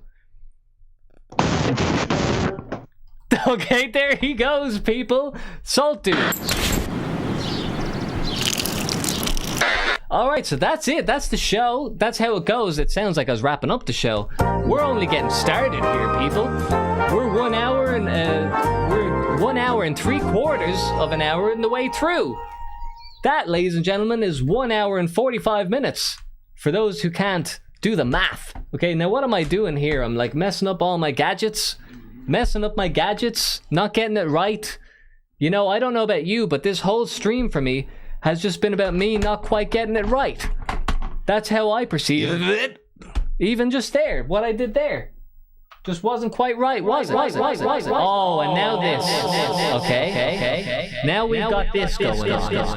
None of this is making sense. This is not fun to listen to. After that mic quality, we should get some nice stuff going on, like some nice music. That's nice, isn't it? You like that?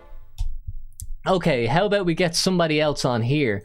Let's get this guy on, because I want to know, something happened with this guy before. Person I'm going to get on now, he called in last week, and he said that things were not good. He said something bad had happened in his life, and then we started talking. I think he was talking about Keemstar, the YouTuber, and then he mysteriously got disconnected, and I've no idea what happened. So let's find out. Hello, caller. Are you there? Can you hear me? I can. Now, who am I talking to? Hello, can you hear me? I can. Can you hear me? Dude, I've got 10% on my AirPods and they're going to run out of battery. I don't believe it. This is Jonathan Shadow, everybody. What happened last week, Jonathan? No, just with like Lottie and stuff with my dog. So yeah. Do you want to talk about it, or why did you get disconnected last time? There's stuff going on. So yeah. No, we were mid conversation, and then you just you exited the planet. Yeah, there's stuff going on. No, she's older. She's like she's actually 15 now. She's 15 years old. My God, do you have another dog lined up? That's what people do. They get a puppy when their dog's about 10 years old, and that's the replacement. No, it doesn't work like that. No. You know, people do that though. I've seen that many times. Yeah, we had a dog before her, and then we got her like I think 3 months afterwards. So yeah. So are you nervous about the end? I'm doing what I can. I mean, do you saw that video of her? She did like helicopter. Yeah, I mean that was a fairly youthful looking dog, I thought. Yeah, no, she's good. She's just a bit slower. That's it. So yeah, I'm doing a edited video with her, so it'll be ready next week, so you can have a little look at it. Well, tell me this: your YouTube career. You were saying earlier to check out your video of your dog doing the helicopter, and you're very like interested in publishing to your YouTube channel. What's your kind of thoughts with YouTube? Is this a serious thing? No, it's pure cope. It's cope from the void. Well, this is what's fun for me is that I can't see YouTube as anything other than this company that gives money to people if they get enough views, and I'm quite cynical about this whole company in general, and everything I see on YouTube I just think, okay, this is for money. But you're publishing to YouTube and you're pretty enthusiastic about it, but it's just for fun, and I've completely forgotten that that's something that people do. That's like a product of the past, don't you think? Yeah, it's not for fun, it's for coping, because you meet people that are similar to things you like animals, art, dogs. You like dogs? Okay, well, yeah, when you said coping, I thought I actually wasn't sure what I thought you meant, but if you're saying that, like, you're posting videos about dogs and art, do you actually like find people through posting videos who like the same things as you?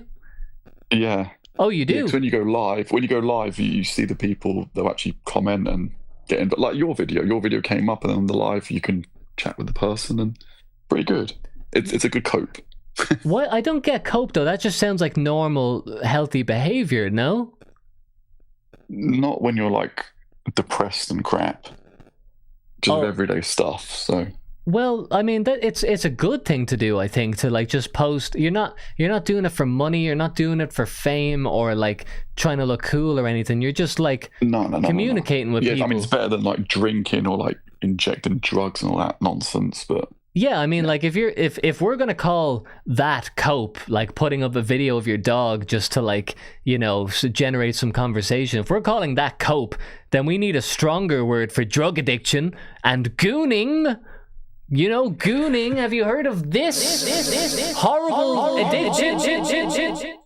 That's. You mean that's called the human condition, man.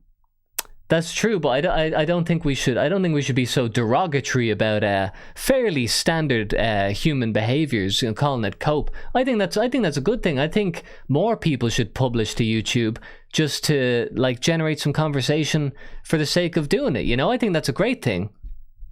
Yeah, but that's what it was called before, wasn't it? Like, what's the name? YouTube. It's you. It's your identity and like what you like, and you show it to other people, and they interact. Now we say that, and there's some kind of like people have this idea that like YouTube is still not about people, and I kind of have to disagree. No, now it's CorpoTube. It's called what? CorpoTube. Well, I absolutely agree that there's like more corporate stuff on YouTube than there is like actual people, but like I mean, my channel's not the best example of like a normal YouTube channel, but like it is just me running the show here, and there are a lot of YouTube channels where it may be a popular YouTube channel and it may be like well edited videos and stuff, but it is still just like one guy or like maybe a couple of people. I still think there is generally a more one-to-one thing with YouTube than there would be with TV. I mean, like if you see TV, there's nothing personal about that at all. It's like miles apart from what YouTube my battery's on 5%. It's gonna kick the shit out, I'm afraid. Well, Jonathan, I'm glad we got some answers. I think we got some answers there for your disappearance, but not too happy. That's sad news about the dog, but man, this is all the human condition, experiences, life. There is no life without death. It's all part of the experience, and it's good to be in touch with it all. All right, dude, I'll leave you to it because it's going to run out of battery and it will just end abruptly. So, all right, Jonathan. Good speaking to you, though. Good to talk to you. We'll talk again, no doubt. Do not redo. There he goes, folks. That's Jonathan from the UK. All right, now, folks, what's coming up next? It's gonna be this silly character. All right, we've got a silly character coming on. This guy has been on before, and there's something not quite right in his head. Okay, he came on once and he was talking about like what was he talking about the first time? Talking about mayonnaise. Then the second time he came on, he screamed the N-word. Then the third time he came on, I accidentally said the N-word. I don't know how that happened. Okay, so ladies and gentlemen, we are gonna get Real Monkey on the phone. Channel to share. Hello? You know that Rodney Ranch is telling me to swear? Rodney Ranch? Okay, Real Monkey kind of missing out on 90% of what you're saying there. What's going on? Are you okay? Yes, I've got something to leak.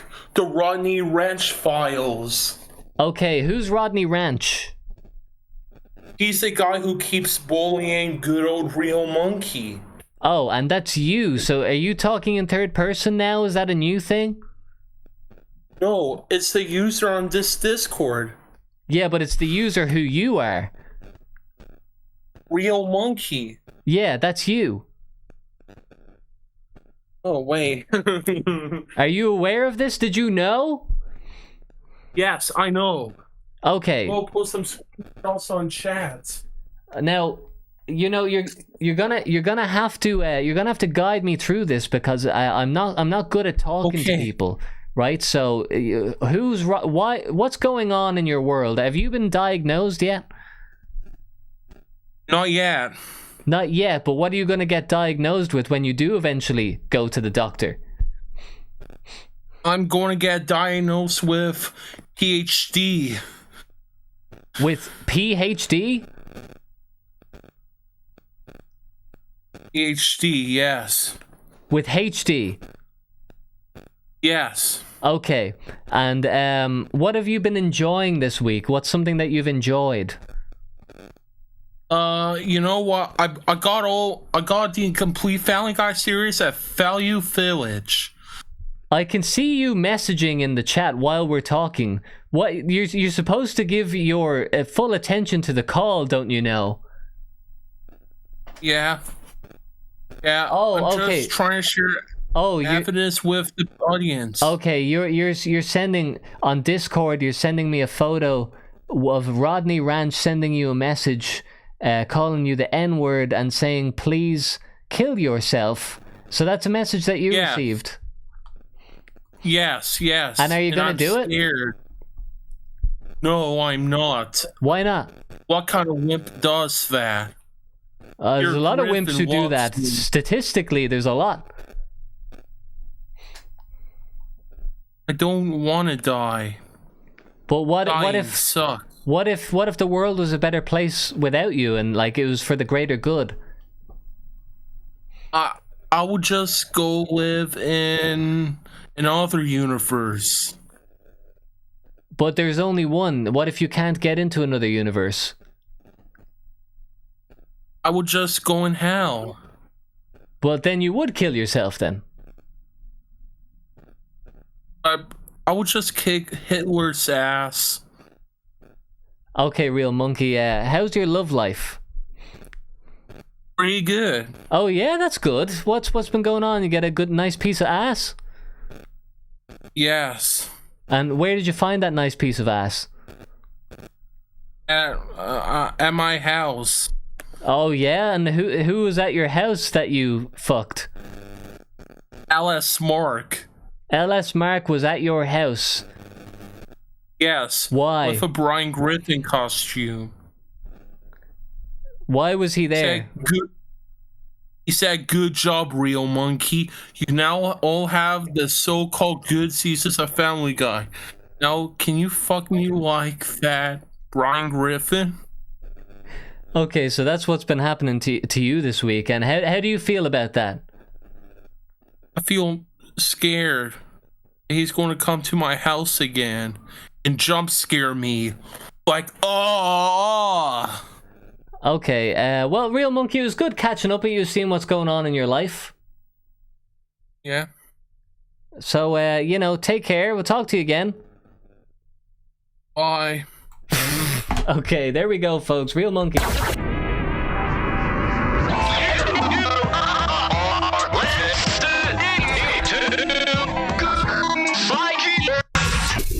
This is Grinds My Gears, folks. That's just how it goes. This is just the way the show goes sometimes. You don't know what you're going to get.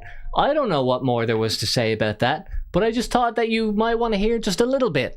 You know, just a little bit. That didn't need to go on too long. I can judge how long the calls need to go on for. Okay. So, Brian the God says, this is so cringe. Well, it's all types here. You never know who's going to be on the phone now. It's definitely going to be a different person. It could be anybody. Hello, caller. You're on the phone. Who's this? Hello again, the small dude. This is George. This is George from... Where are you from again? Bulgaria. Bulgaria. I knew it was Bulgaria, but I couldn't get the word Budapest out of my head. Which is not in Bulgaria. It's in Hungary. We're doing a little geographic show today. George from Bulgaria, what is grinding your gears today? Comedians. Specifically, how they are cowardly. Are we talking about the Saudi Arabia thing? No, in general. Have you noticed that, for example, in the 90s, there was a massive boom of anti-Christian comedy, for example? Well, why is that? Well, suddenly, because in the 80s, the institutions fell apart, and it became popular to dunk on the Christians. Later on, Muslims, nowhere to be found, because it's not politically correct. Comedians are supposed to be provocateurs, to provoke, to anger, to say the untold truth. They never speak truth to power. They never criticize, for example, Jewish power or influence. They never make jokes about anything serious, but they always pretend to be provocative by poking fun of old world traditions, old world Christians, just, the accepted people to criticize. In China, in the Soviet Union, you can't criticize the government, but in the West, it's no different, really, because you're not supposed to target the protected classes. It's not purely out of malice. It's just cowardice. That's really what's grinding my gears. Well, I have 2 points. I agree and I disagree. I don't think comedians have to be anything necessarily. Like you're saying, comedians have to speak truth to power. I think a comedian can just get on stage and make a funny joke about mayonnaise if it's funny. I mean, their main job is to make people laugh. I think comedy comes from truth, so generally true things people will laugh at. And what is true and what is the funniest thing is usually like fighting power and is saying a truth that you don't usually get to say. And that's where like the funniest humor usually comes from. It doesn't have to be that, but I do think now we are in an age where, like, you're talking about comedians, but we're actually just talking about like the famous comedians who you see on YouTube and stuff, like people who are supposed to be pioneering comedy. Those people are not exactly like fighting power, and I don't know, I wouldn't really call those, like, the top comedians of today, I wouldn't really call them comedians, because they're kind of, the main thing that they do is like they have podcasts and stuff, which, it's not going to be funny from start to finish. There's no real jokes. It's just kind of like a person talking, but there's like a humorous kind of tone to it. But I wouldn't say that, I mean, is that what you're talking about? Like the kind of top comedians of today? I wouldn't really say that they are quote unquote comedians. It's not just about that, but they have sort of a mainstream monopoly. You notice how in the late night talk shows and everywhere else, people joke about the exact same thing, like they have a hive mind. You don't hear any unique provocative ideas. You see how famous comedians like Bill Murray or every single Bill famous Murray from one, Impractical Jokers? Sorry, I'm not American. I forgot. It was another Bill. Bill There's a lot of Bills in Salvocano, America. I think his name was. No, it's Bill Burr. Sure. Bill Burr. Yeah, it's just that they all joke about the same thing, and it's usually the target is around conservatives or mainstream people, never really provoking or reaching outside. I would be okay if it was most of them, but it's all of them. Well, I mean, because if you're saying all, like, are we talking about the open mic comedians who are like in your city and my city? Well, not all. For example, one comedian that sort of pokes fun at the protected classes is Ryan Long. Is an example. He pokes fun at both sides, making fun of how everything is too politically correct, and specifically, not just social commentary, he specifically attacks the protected classes like the transgenders or the social justice warriors, but no one else does it. It's not really about political statements. It's just about originality. Where's the freshness? Where's the provocative ideas? It's not provocative in the 90s to dunk on Christians. That's my main point. Try to be brave. Try to poke the bear. Get banned. Not because it's a good thing, but because no one else will. Who else will say the truth if not the comedians? The court jesters have always been an important part of society, and the kings were not allowed to kill them, not because they couldn't, but because they're supposed to take a joke. You know what I mean? Yeah, and I do think you're right, but where I'm thinking about this as an art form, and I know people don't call it an art form, but it is the art form of comedy.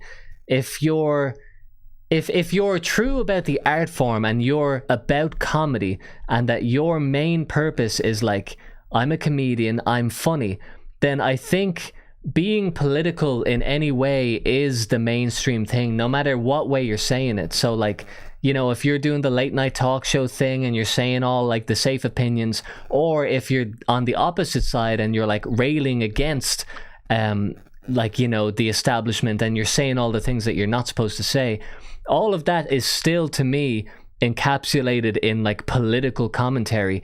But I think comedy doesn't have to be synonymous with political commentary. Like, comedy can encapsulate so much more things that have nothing to do with like our world, the real world, like the way things are in the world. Like, you can make jokes about fucking food, you can make jokes about things that don't exist, you can make jokes about like things that have never happened, and there's so much area that you can go to. But my kind of problem with the way comedy is now is that it's hard for people to even think of comedy outside of political commentary. And what would be refreshing for me would be for a comedian to be something that is none of those things. Like a comedian who is just clean, like a comedian who just makes jokes like with no cursing, no political subtext. Like, that to me would be the hardest thing to do right now, and to be funny. But it would be the most against the grain, like outside the box thinking that you could do. What do you think of clean comedians? People are just doing jokes for the sake of doing jokes. I like them. I miss the old style comedians where it was simply lighthearted. Unfortunately, everything is politicized, and comedians are not even pointing to that out. You know, they're supposed to say, hey, isn't it weird that most comedians are forced to be political in a way? They won't point out to it. They'll just nod in agreement and go with the mainstream, or they'll be kicked out, but not enough are willing to take that risk. I like old British style comedy. It was the Monty Pythons of the world. I enjoy them. Unfortunately, two reasons. One, everything is politicized, including comedy. And second, even if it wasn't politicized, we have to be honest, it's not really popular anymore. I don't think Monty Python style comedy is blowing up, not because it's not created, but because it's not really watched. I don't know if it's due to algorithms, but I just noticed that people stopped watching these sort of comedies. Do you agree with me on that? Oh yeah, for sure. Like it is not the popular thing, and it's been done. Like it's not like if you were to be a clean comic today that people be like, what's this new thing? Like, that was what the thing was before. Like, it's not new, so it wouldn't be mind-blowing. It would be different, but it wouldn't be it probably wouldn't ever beat political commentary or the modern kind of comedy. Sorry, can you hear me? I think you broke up. Oh, okay. Well, yeah, I agree that clean comedy is not like popular, and it probably won't be popular again, except for maybe an outlier. Yeah, and I agree with that, and that's why I wanted to hear your perspective, since you're a comedian. I'm not really a comical person, as you've noticed. I talk about politics a lot, but I've noticed how comedy has been largely co-opted unsuccessfully, and that's why I see it's kind of dead, because it's politicized, neutered, castrated, and now it's on the fringe if it's funny, or banned, or just mainstream,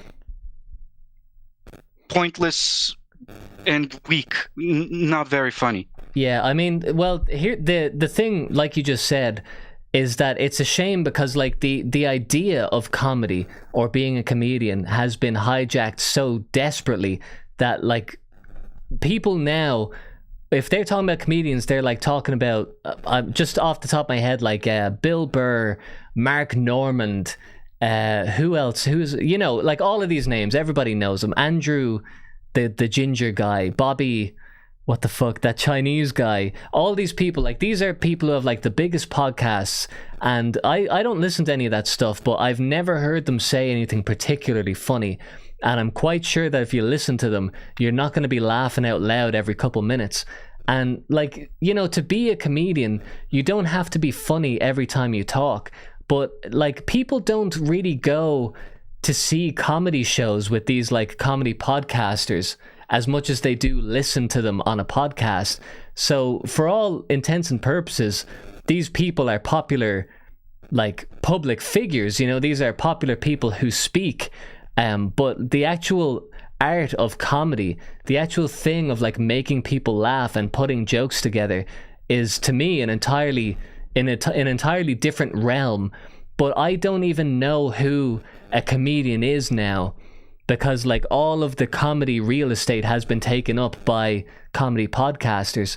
And you know, I don't think it's necessarily bad for any of these things to exist, but I guess ultimately it's like you're talking about, it's like you can do this thing or this thing, you can kind of like go with the grain or against the grain, but ultimately what comedians want to do nowadays is to make money. And if being pro-Trump is making money, then they'll do that. If being anti-Trump is making money, then they'll do that.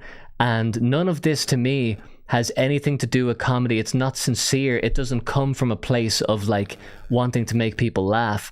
Whenever you see comedy or whenever you see the word comedian now, it's mostly just someone saying the right political opinion in a kind of humorous tone so that they can get money for doing it. And I think anyone who's making comedy for the actual sake of making comedy is probably just not making enough money for you to know who they are. Because who the fuck is making money off jokes if it's not controversial or if it doesn't have some sort of like real world commentary on it? Like, you know, if you think, I'm sure you're familiar with like classic comedians like, I don't know, like, what's his name? Pryor, Richard Pryor. You know who that is? Unfortunately, no. Like I said, I'm not much into watching comedians. I just noticed that most of the jokes are stale these days. Now, to a certain extent, I've been railing on comedians, but I think to a lesser extent, or maybe to a large, you're probably more aware than me, I think most people are jaded. Today, modern day is really difficult. We've talked about it before, and I think to a large extent people expect something that's shocking. Yeah. And the thing that I've noticed anecdotally is saying the truth out loud and making people laugh, which requires talent. To me, that's what makes people laugh, in my opinion, by saying because people are now self-censoring a lot. And no one says any truth whatsoever, not even to themselves in their own thoughts anymore. I suspect this. And when some comedian manages to say something true and funny at the same time that you're not supposed to, I think it provokes something much more than Monty Python can, because Monty Python came out in an era where life wasn't as bad and people had a sense of humor about their daily lives. But today, I think people just want to be free, the catharsis of being able to say what you want and to simply laugh at how absurd modernity is. And I think that's what people are kind of seeking, but at the same time also self-censoring to a large extent. Comedy is being dead from one side of the political aisle, but in reality, I think it's on both sides, in that particular regard, at least. Yeah. Would you say the same? No, yeah, you're right. All of this is like, it's kind of like a matter of language, because like what you're saying about how, you know, people have hard lives these days, and they want a bit of relief. They want to hear like something that's true, that like makes them laugh and makes them feel not so bad about like the situation that the world is in. And the term comedian is the perfect thing that you want to hear. Like, you want to hear there's a guy who's going to make you laugh despite situations being bad. And that, as you can imagine, is such a profitable industry. Like, just the concept of that alone is like a money printer, you know, like you get to feel good, but you also get to hear the truth, you know, that type of thing. Whereas if you just take away the humor aspect of it, you're just like a political guy, you know, you're like Nick Fuentes or whatever. And it's like, yeah, I'm not a comedian, I just tell the truth and it's not funny. And those people are traditionally depressing, you know, like that's like tuning into the news, you know, like this is like, oh, Jesus, I listen to this guy all day and he makes me so depressed. Whereas comedians do the same thing, but it's under the guise of like, you know, of jokes. And it's also, you don't have to be so intelligent or informed to be a comedian, because you can just say what you want to say, like your feeling of things. And then if you're not right, you can just say, oh, well, that was just a joke, I didn't actually think that. So you can get all the benefits of being a political guy without actually having to face responsibility for what you say or actually know what you're talking about, which I would know all about. That's exactly why I want more from comedians, because they are our release valve. And if they manage to make light of this situation, if they are able to simply say what people are thinking in a comedic way without having to be a Nick Fuentes of their own, because watching him gets very depressing. When I listen to myself talk, I get depressed. That's why I want... because I kind of want people to say what I say, but make people laugh about it, laugh at themselves, at the absurdity of situation. Life still goes on, and it could be worse, as bad as it is, and it's the job of a comedian. That's why usually comedians are often depressed, from what I've read. Yeah. But at least they make others laugh, and I think that's a gift that they should use. But unfortunately, it feels like they're castrated, and now without the comedians, humanity itself is losing. It's castrated on its own. And I just want them to help the people, because they have a very important role, and it's been co-opted and perverted.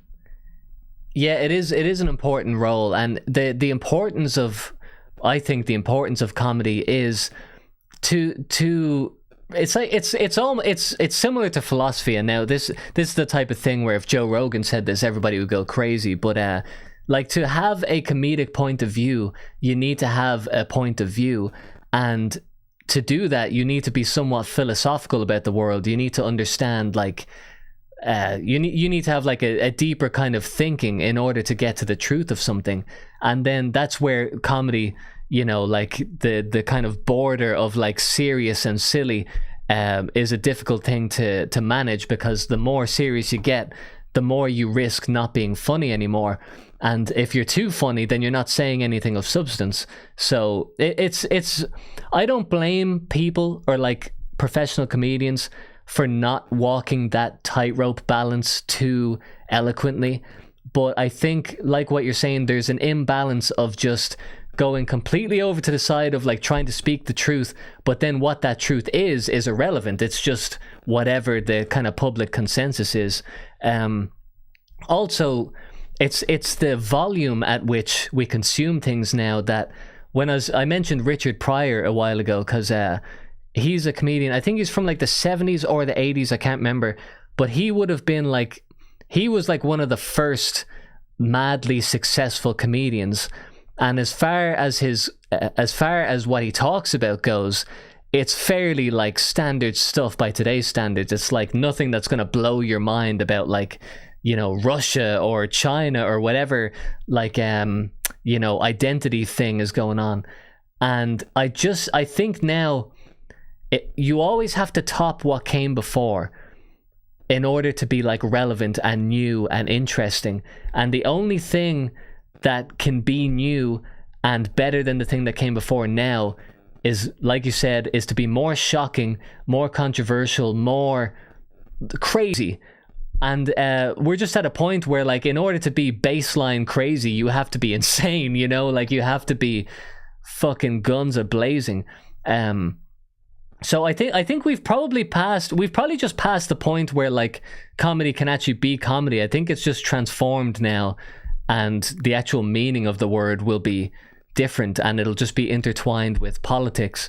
And I think there'll probably be some new guy who comes up with a joke about airplane food, and they'll be like, what is this?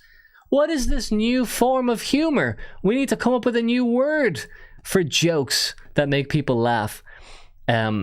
Anyway, George, I'm at risk of circular thinking in my own demented mind. I'm at risk of not making sense. So I'm going to let you go, George, before this gets too serious and not funny enough. Probably for the best, small dude. You, after all, you are the comedian. Leave it to me. Leave it to me. I definitely know what I'm talking about. As a South Slavic person, next time I come in, I can talk about Yugoslavia. Yes, man. And then you'll turn on your video camera and do a Slavic squat for us all. The best I can. Yes. Thank you, George, for Pleasure coming on. as always. There we go, folks. That's George. That is George.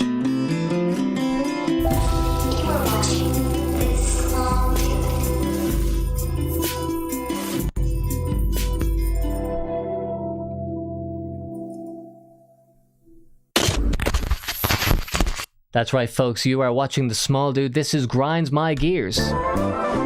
Hope you're all having a good time out there. Hope you're having fun, enjoying the chit-chat. Quite the volume of speech that's going on today, isn't there? That's how this goes. That's what happens, is that there's loads of people talking. And it's around this point in the stream where I start to question if any of this makes sense, if what I'm saying is still coherent, because talking for 2 hours and 20 minutes makes a man question things, the nature of reality and all that. And, well, you know, just a small point about what we were talking there. It's also very hard to be funny for an extended period of time. Comedians used to kind of have like a special where they would be funny for about like 45 minutes once a year. And now you're expected to do 2.5 hours 3 times a week, which ain't possible. So for me to keep up the ruse of being funny is getting harder and harder as the weeks go on. All right. We're going to get another caller on here and see what they have to say on this little call-in show that we have. Hello, you're on Grinds My Gears. Who am I talking to? Hey, small dude. Can you hear me? I can indeed. Oh. This is, you know, I feel for the listeners who have to hear 10 times over. Hello, can you hear me? Yes, I can hear you. What's your name? But it's the only way to do it. Now, what is your name, caller? You can call me Luke. I can call you Luke, and I will. So, Luke, what is going on? What is grinding your gears? Small guy. I'll be real. I'm like a NEET currently, like just no employment or anything. Okay. And I've been sending out like applications to like these basic bitch like fucking places, and I get 0 callbacks. And it is grinding my gears. What age are you? I am 31. Okay, and like, what have you had jobs before, or have you gone to like university? Yes, I've had jobs before. I'm university educated, and now I'm applying because yeah. Anyways, it's complicated, but well, it's funny because I'm just asking because a lot of people who are like not in employment or education or training, the NEET as it's called, I've learned that, I know what that is. A lot of those people have never had a job, and like they're out of school, or they've had like, they kind of had like an easy ride for a couple years, and there's kind of less sympathy for those people because there's the appearance that they have no motivation and that they just like, you know, they don't know anything. But in your case, like, you're perfectly motivated, you want to work, you're educated, etc., etc. You're like a perfectly capable individual, but like this process of like going on a website and sending a PDF file to somebody isn't working for you. And like my CV looks clean and everything like that, and it's like I just get, you know, and over time it grinds my gears. I just like fucking lose motivation, and I just, well, like today I just want to play like video games all day, or well, you know, to hop on this and talk to you. But yeah, I mean, it's, you shouldn't feel guilty for wanting to do those things necessarily. Like, obviously you shouldn't do them all day every day, but you know, the thing about not having a job or not being in college is that you feel like permanently guilty for doing any like relaxing activity or having like any luxury. But well, I guess the thing about like the situation you're in is that I've never believed in this idea of like job searching in the traditional way, in that like there's a job opening and you apply for it. I'm sure there's people who get jobs that way, but any good job that I've ever gotten, well, not that I've ever really had a good job, but any job I've gotten has been through knowing somebody or been through some like social connection. Like, you know, it's like that's to me is the only way that ever works, that like you just know a guy and he's like, all right, here, I got a spot for you, like I know you, so I got this. Do you think you can use that to your advantage in any way? I know nobody, my man. That's where it all falls apart. The basement dweller that everybody, you know, the memes there. Everybody's like, oh, the basement dwelling loser. Like, that's me, dog. Well, you know, I think you would have like infinitely more success by being social than you would from like using your computer to get a job. It's like it's the same with relationships, is that like because of the convenience of the computer, it's like hard for us to think outside of it, because it's like, well, I could just sit on my computer and send out 100 CVs. But I genuinely think that meeting like 5 people in real life will get you much further than sending 100 CVs. And yeah, but that's obviously easier said than done. Like, how do you feel about talking to people? Like, well, I mean, like I you know, I mean, I don't mind talking to people, but it's just like the way our modern age is. But again, like everybody's on their computer. You know, we were talking about like going to parks like nowadays, and it's like, bro, I don't see anybody in fucking parks, man. Yeah. Or like very few people, or they have their like fucking their earpods on and their music on, and like there's like no wanting to socially interact with other humans anymore. Yeah, and it's very sterile. I feel the need to like have some silver lining at the end of this, that like at the end of this call I'm going to tell you the answer to everything and it's going to be okay. But I can't help but like agree that I'm a guy who like values nature a lot, you know, and I value things that aren't on your computer. Like, I love to go to the park, I love to walk my dog, go to the beach, drive places. Like, I love doing stuff because I want to get away from my computer. Like, my computer is work, and when I'm not working, I don't want to see it. But you're right, like when I go to the park, there's no one there, and when I like go to the beach, there's no one there. When people are there, they have headphones on. Like, people are just so like isolated from each other.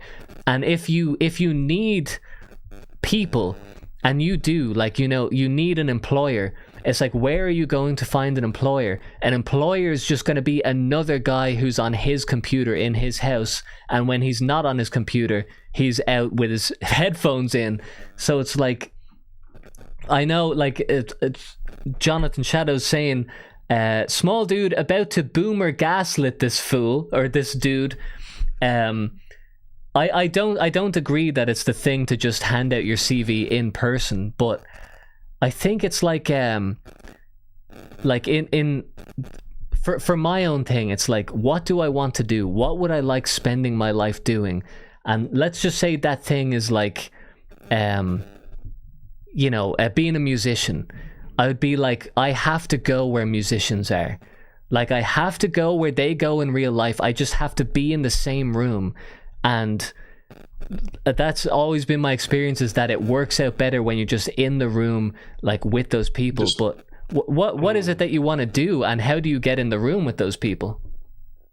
Well, I mean, so the idea is I want to get into like cybersecurity, and like that I could do on my computer, no problem. But it's like I'm like training for that, and in the meantime I just want like a little part-time job that like it would be like baby easy, you know? Like it shouldn't require this like huge fucking social network. It's just like I want to go stack fucking food on aisles, but it's depressing. Like you fucking send those CVs out and you get nothing. It's like, yeah, I don't know. Yeah, wait, are you saying just for a part-time job, like a simple job, that's difficult?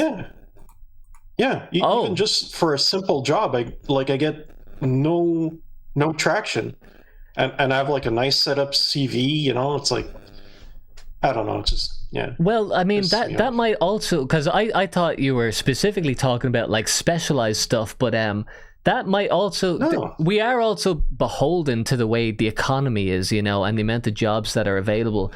It is like it's not necessarily everybody's right for there to be jobs available, and we're not kind of guaranteed to be able to like have a coffee shop job and whatever, which sounds kind of ridiculous because it should be easy.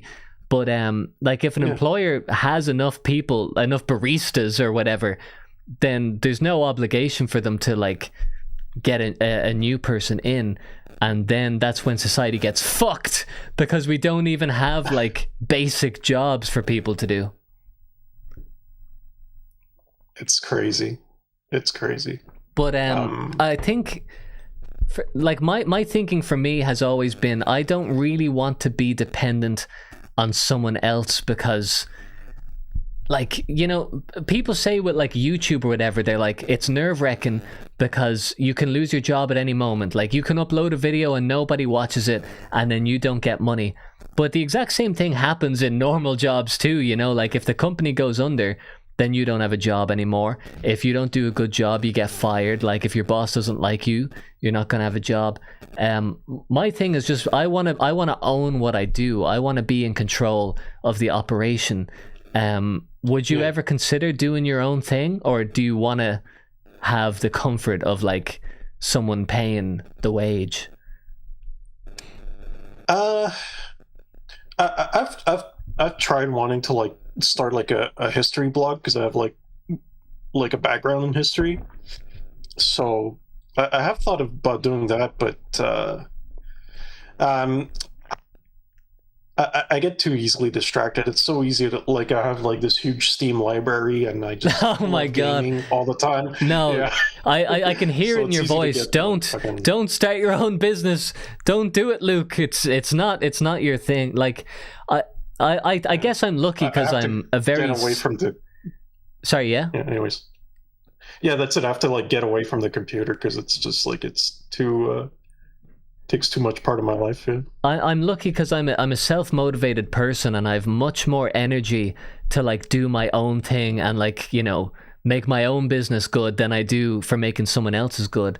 And I guess there's two types of people, you know, there's the people who start the business and then there's the people who work for the business. And these are two very different types of people. And I think, you know, when you want a job, it's like you have to think of, what am I giving the guy who started his own business?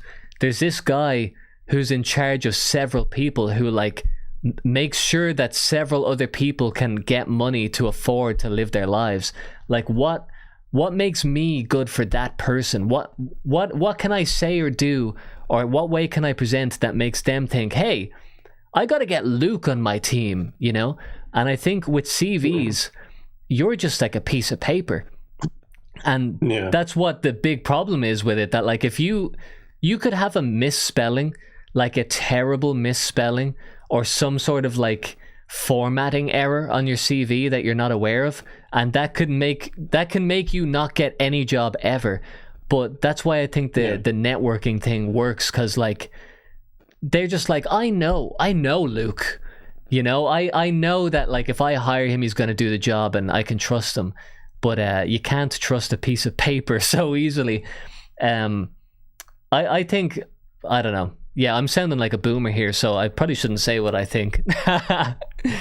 Well, anyways, like I'm planning to like call back these places, and you know that's probably the way to do it, and you know, so there is that. But like, yeah, you only need to be once, you know. You only need to get one job, you know. Like once you do get it, it's like, okay, now I don't have to think about this again until I get fired for jizzing in the Subway sandwiches, which you shouldn't do. Like that's well, if I get hired, I'd be like at a convenience store or something. So I don't know. I'd have to like jizz into like the chip box. into the charity box. Do you want to give? No, I was thinking like the bag of chips or something. You know, you just rip those open. Hey, there's way more places to jizz in a convenience store than there is the Subway shop. So you'll have a great time doing that. I can figure out the fucking myriad ways to jizz everywhere. Yeah, and let's hope this video does not get to your future employer and they're like, is that the guy who works in the chip aisle? He always looks so happy when he comes into work. I know why. The main thing is just don't give up and you know, innovate on your tactics, try different things, and you know, don't give into the Steam library. That is death. Like, you know, you will spiral. So just make sure you keep doing shit. You sound like, you know, you're motivated enough to keep trying anyway. So that's genuinely something. Yeah. All right, Luke. Well, thanks for coming on, giving us a little slice of life there. I hope all the best for you, man. Likewise, small dude. All right, have a good one. Take care, my brother. There we go. It's Luke.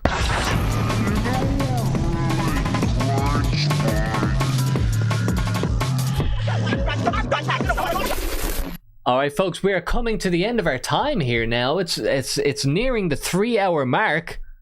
I say nearing, I mean we're still half an hour away, but you know how time flies, okay? Near and far. It's all in the mind. It's your perception of what's near and far.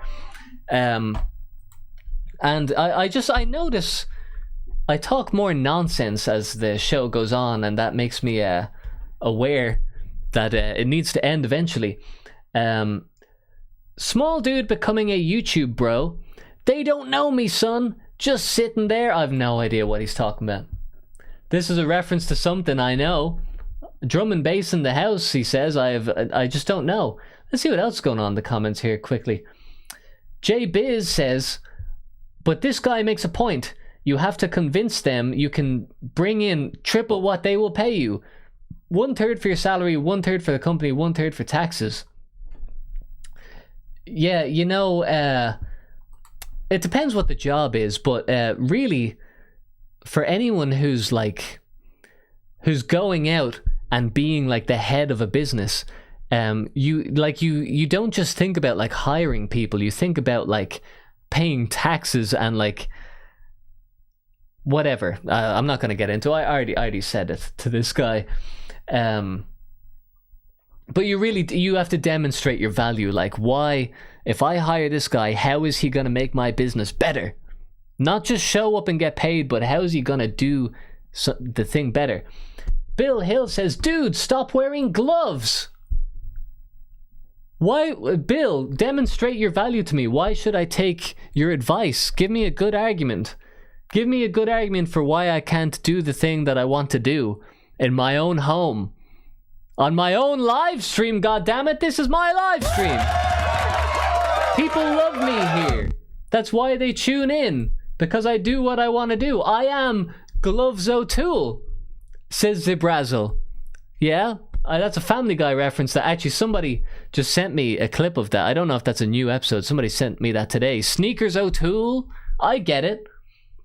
And yeah, Jonathan Shadow didn't even notice that the Honda suit is gone. I don't know. I'm easing into being a little bit more serious, maybe. Maybe one day this background will be changed too. Who knows? Maybe I can't be the Family Guy forever. Who knows what's going to happen? All right. So who are we going to get on next? I think it's going to be this guy. Now, you don't know who that is, but you're going to find out soon once my little telephone starts working. Cursed Fetus says, this is our live stream. Obey us. No! I won't! No matter what. Cursed Fetus and all of the viewers say, I'm in control here. Alex Ghost says, gloves are cool. And so does Cackle. And if anyone's wondering why I'm wearing gloves, it's just because I like them. And I don't know if this is part of some fashion statement or if there's a group that I don't want to be associated with who wears cycling gloves. I'm not sure. It goes better with the Honda suit. But that's just my style, folks. That's just a little something for me. And you know also what I like about it. If I'm going on a live stream or if I'm being on camera in some way, I want to have some sort of uniform. Like, I don't want to just get on in my t-shirt and my jumper that I normally wear. Like, I want to wear something that makes me feel like I am doing a job, like I'm at work, I am on stage. And that's why I like the Honda jacket that I usually wear. But I don't know why I got a bit tired of it today. I wanted to wear something different, so I don't know. My whims. These are my whims. And Mints, M-I-N-T-S, Mints in the chat says, hello, I'm blessing you and your family. Well, that's just a lovely message altogether. Thank you, Mints. That's a change from him saying, no one will watch you, you suck. Thank you, Mints. I like this corner that you've changed. Having this little kind of second wind from Mints. How's the tooth and dentist stuff, says Jonathan. Honestly, that's something I know I'm not gonna. I have a big hole in my tooth. I know I'm not gonna get it sorted until I have a bunch of money, and we'll see what happens with that. But I know that's gonna be like something when I have too much money, I will get my tooth fixed, and it'll probably create a big problem for me until then. Listen, dude, you don't want to be associated with bicycle gangs, bad dudes. I totally agree, and you're right. Yes. Ryan Keefe, the group is called Cyclists. That's who wears these. And honestly, that's not the best group to be associated with. It is not. Now, I've invited someone to the stage here, but you actually can't rescind the invite. So, don't actually know what to do about that. That's kind of a silly feature, isn't it? Okay. Well, I guess there's someone who's at risk of just joining in at any moment. Let's go for this person. I don't think I know this person. Can you do a new YTP, says Real Monkey? I'm not sure. I won't say no. I should never say no, because people have asked me, like, what am I going to do next? And I've given ideas, and I've said some things that I won't do.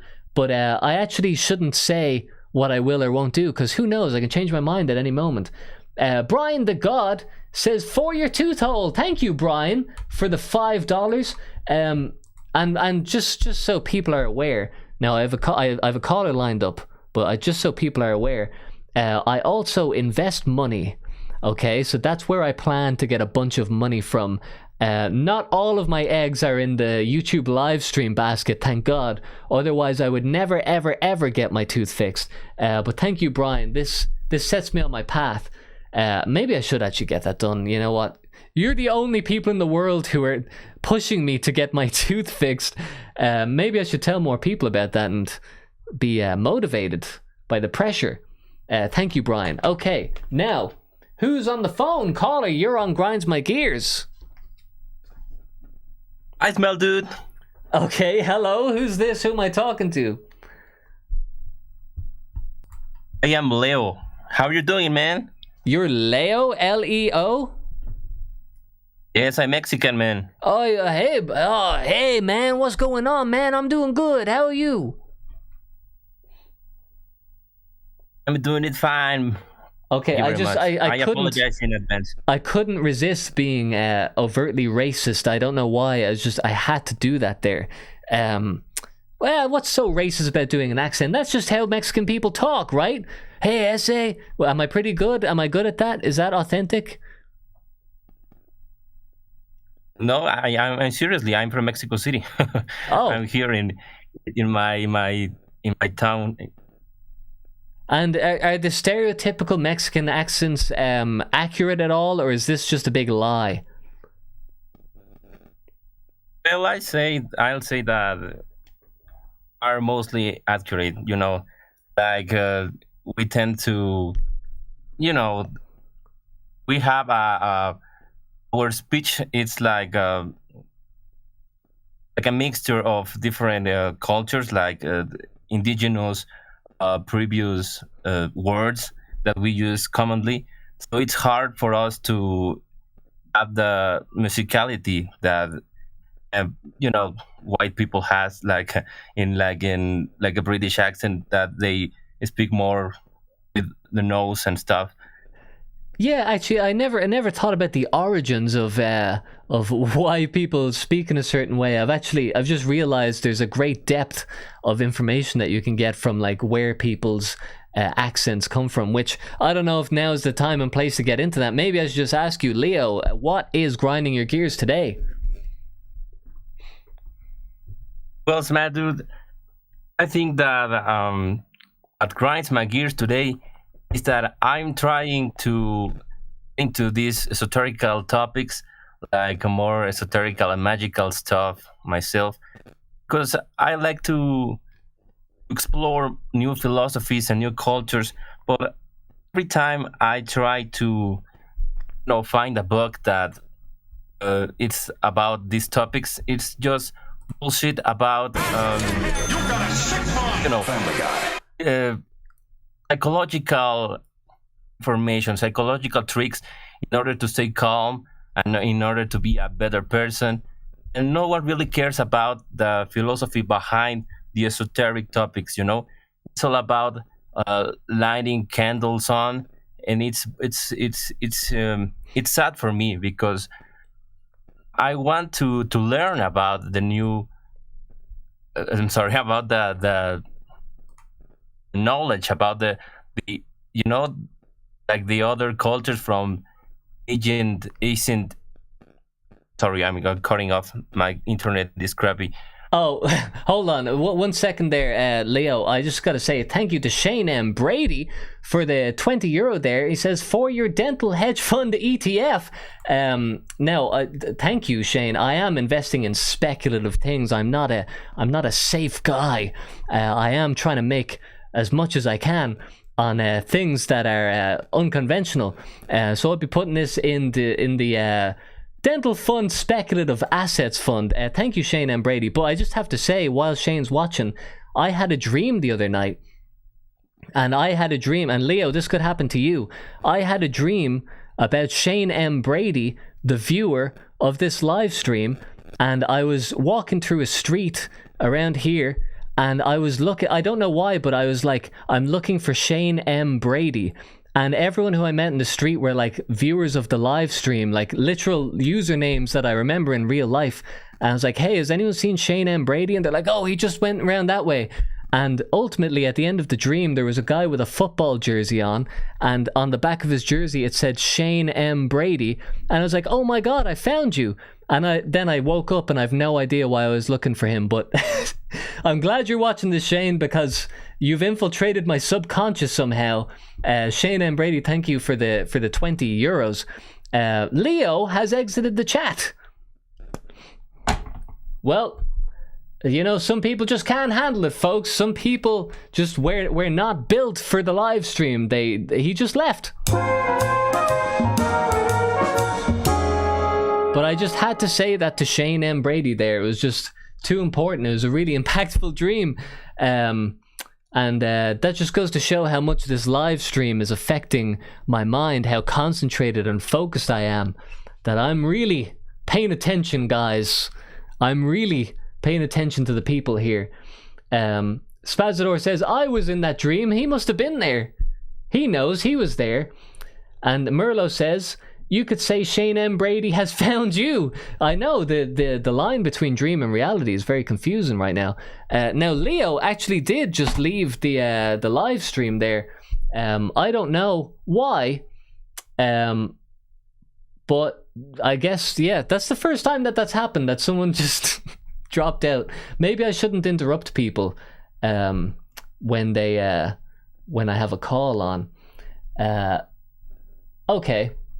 Well, this person has been here for a while, and I like their profile picture. We're going to see who this is. Hello. Hello? What's up, man? Hey, who am I talking to? It's fucking Gorb. This is Gorb, and I like your profile picture.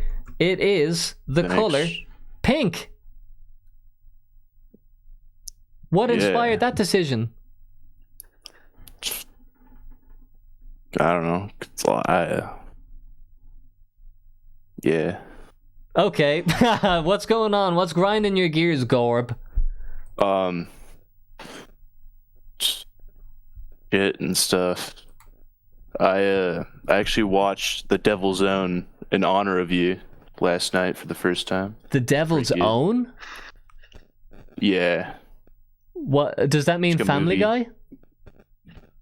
Something like that. It's like a movie about the people and their culture. About what people? I don't know. Sorry, you just broke up. It's got Brad Pitt and Harrison Ford. Oh, you watched it in honor of me? Yeah, because from over there. Oh, is it an Irish film? Yeah, it's got Brad Pitt in it.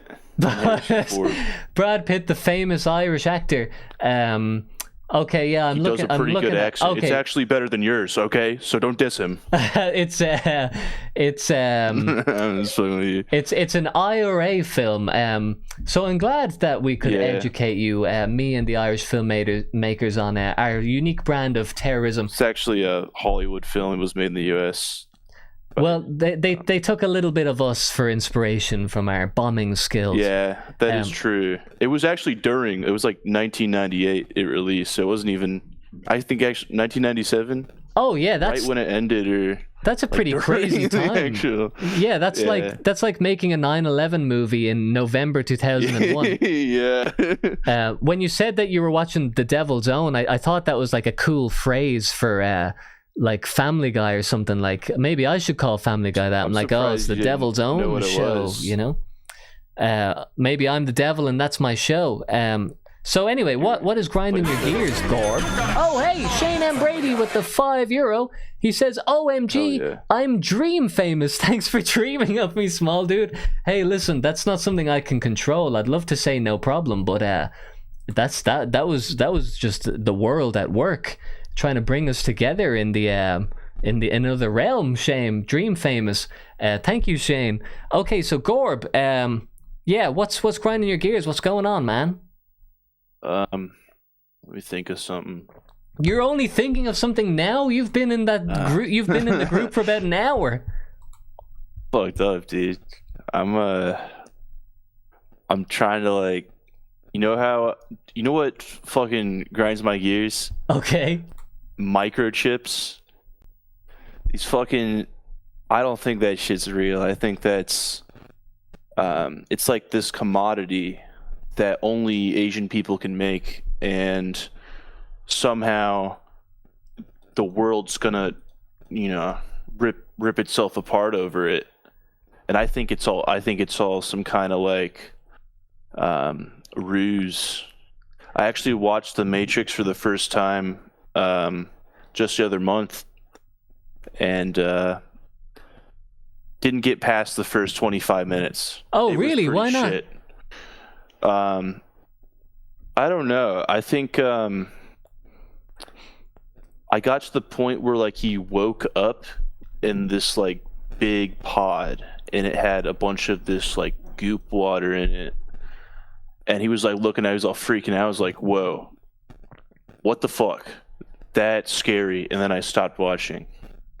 I think if I was Neo in the Matrix, I would not want to leave the Matrix, because it's like you've worked your entire life for this fucking awesome, comfortable, I don't know, he was living in like a apartment by himself at a shitty job. But like, you know what I mean? Like if you worked all your life for like what you have, and like you like the shit you do, and then all of a sudden you like wake up 1 second and it's like everything's a lie, and the robot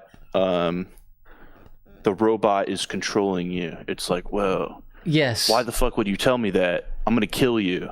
Well, kind of thing, right? Like I would. I'm gonna ask you now the question. What is your life like now? You cut out there. What is your life like? Lots of weed going on? No, that's not something I would do. Seems out of character for me. I don't know. I'm fucking in college. You sound Business angry majors, about that. that's You're why like, I I'm can, fucking in college. Yeah, I'm a business major, so that's why I can be high on a Monday afternoon, fucking talking to internet people. Okay, so you're a business major. This is concerning for everyone on Wall Street right now, and to be honest, around the world. I'll become the wolf. There's just, look, I would never usually say this. This isn't something I could know. But just by the way you talk, it doesn't strike business to me. It's not the type of voice I associate with business. Have you thought of maybe getting into like working in a flower shop?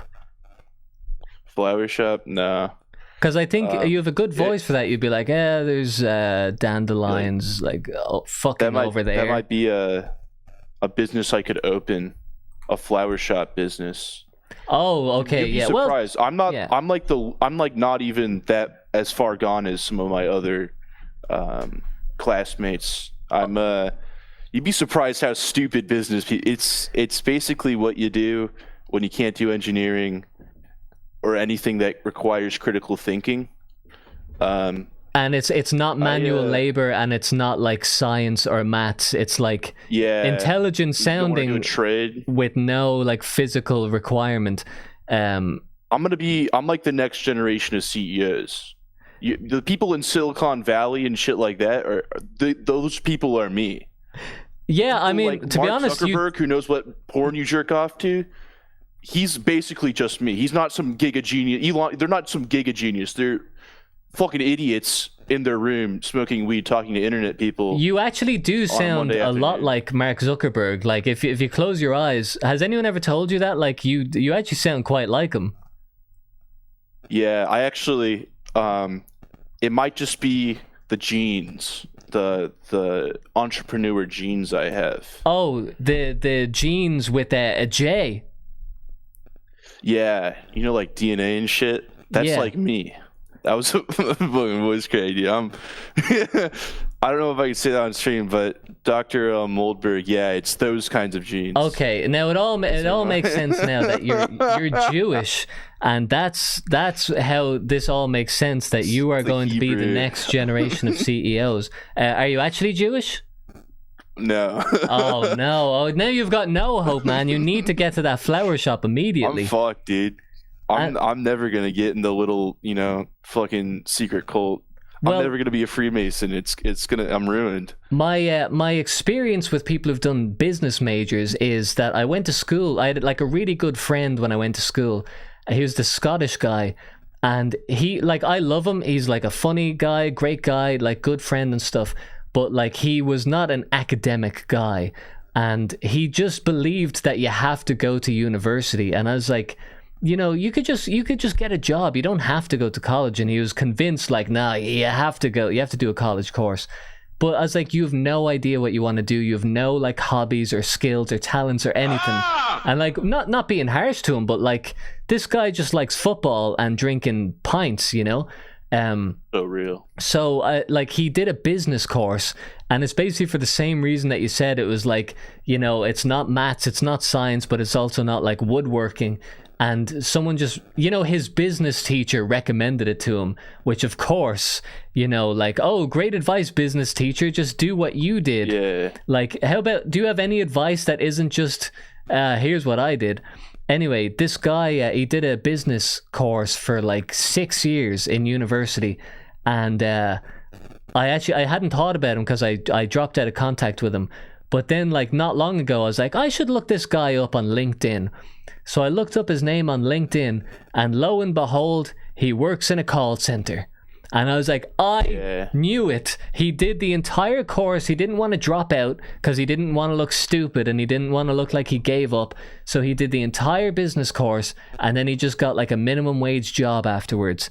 Yeah, that's real. So, you know, just keep that in mind. Not just that was a little irrelevant story. And Nick with the $5 says, wait. Oh my God. So I can skip the line? Here's $5. Take my $5. Call me Daddy Flapjack. Yes, need to take egg roll too, sir. All right, thanks, Nick. We'll get you on. Nick, if I don't even know if that's what you're trying to say. You just made you read that. Nick, you're gonna have to let me know who you are on this Discord thing. I don't see any Nicks, but anyway, any closing thoughts, Gorb? Where do you see your life going? Fucking nowhere, probably. No, I'm just playing. Are you playing? I'm not gonna be like. I'm just gonna do accounting because you can switch a lot of the classes pretty easily to that from business. It's all the same shit. Do you think you'd have it? Because you need to be very boring. Well, maybe you could actually be an accountant. I think this. You sound like an accountant now that I think about it. Fucking spreadsheets. I have a sibling who's an older sibling that did the exact same thing and makes six figures and is like fucking not even in late 20s yet. So, just fucking does spreadsheets all day. You know what? That actually sounds. It makes bank. That lines up with my perception of reality. I 100% believe that. You know what? If you know someone who did that, then just ask them everything they know about how they got to that point, and then just copy it.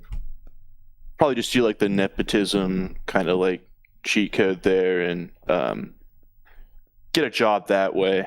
Yeah, I actually, you know what? Bizarrely, I think you sound like the type of guy who's just gonna get your way. You know? Yeah, I'm probably just gonna get my way. You said you have kind of like an authority, like a lazy kind of authority. Like I almost feel like you're like the underdog, where you think this guy just is lazy, but actually he just knows a guy who knows a guy, and being a drug addict, you know how to work connections successfully. Yeah, I know. Yeah, you guys ever heard of Tor Brazzer? That's kind of like War Dogs. You ever seen that movie with Jonah Hill's so fucking fat, dude. Oh my God, that makes me so mad. When you're an accountant, you're gonna have to stay on one line of thought for an extended period of time. You know that?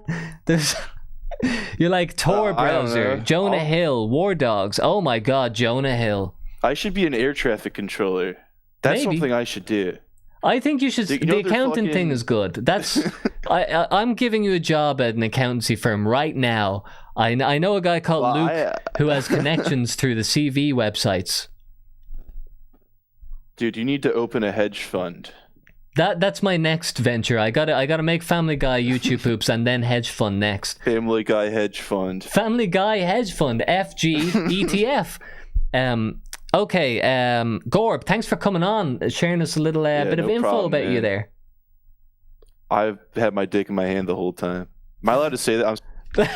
Okay, he's gone. I didn't know where that was going to go. It's a telephone show with a man who...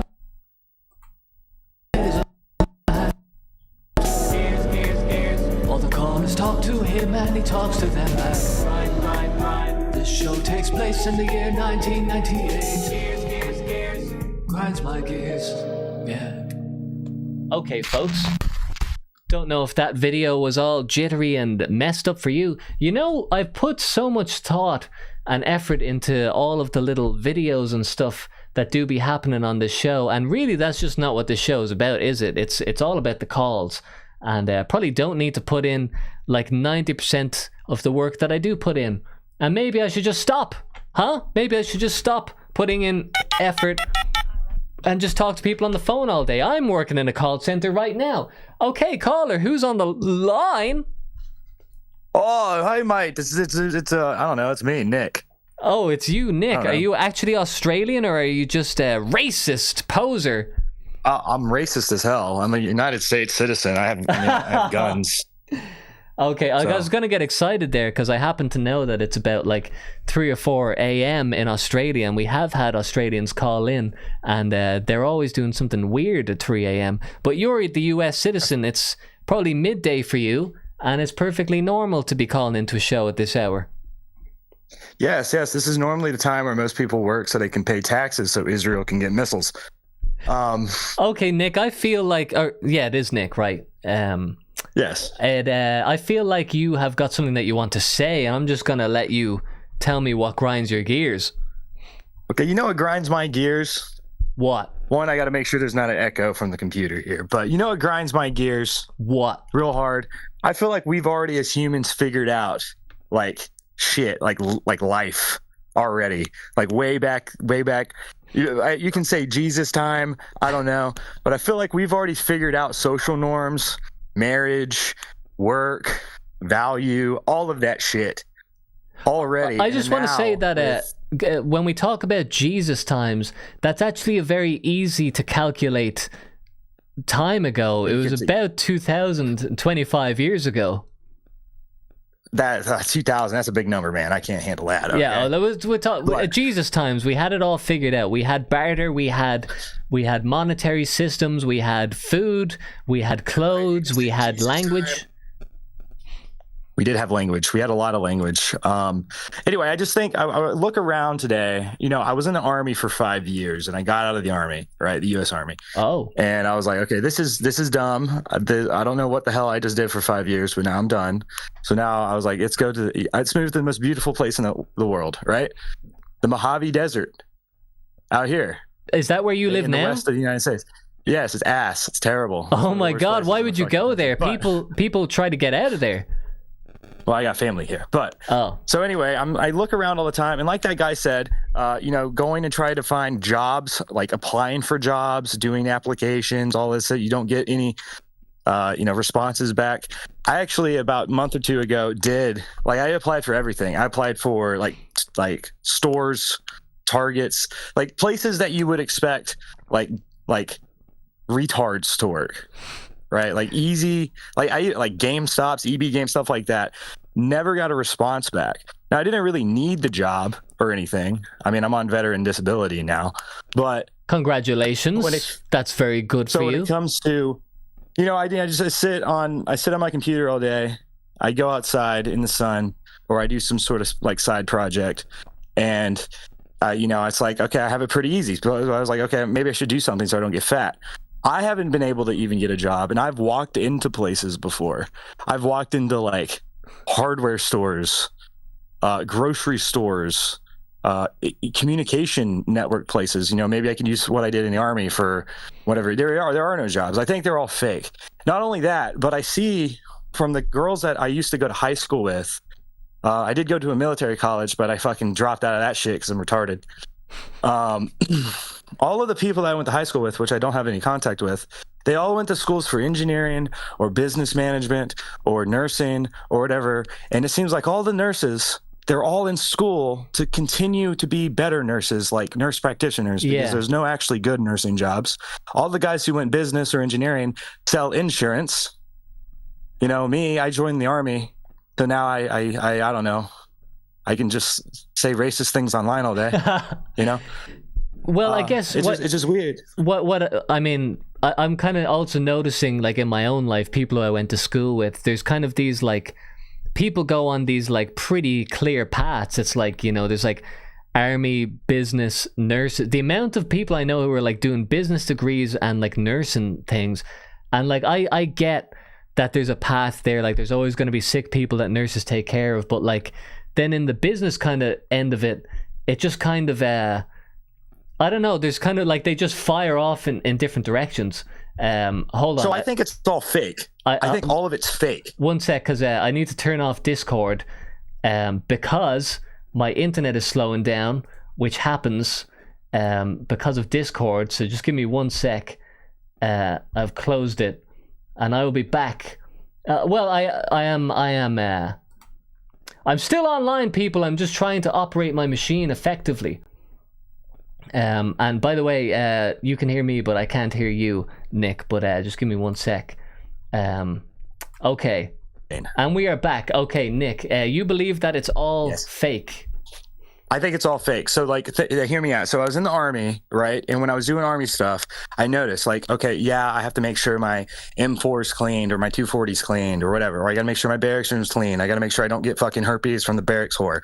You know, all of that shit, right? Normal, everyday, crazy shit. I got to make sure I don't say the N-word around the guy that doesn't like it. We all have to make sure, yeah. Yeah, but I got to make sure I got to say it around the guy who does like it. Oh, yeah. So, I forgot about Army politics. So, but it's like, okay, fine. But then what I noticed is that once I started getting leadership positions, which I really didn't give two fucks about, I noticed everything was about metrics. Like, does it look good on paper? Can our command, like, we could have soldiers like, what is it? Like with syphilis, dead in a dumpster. That happened once.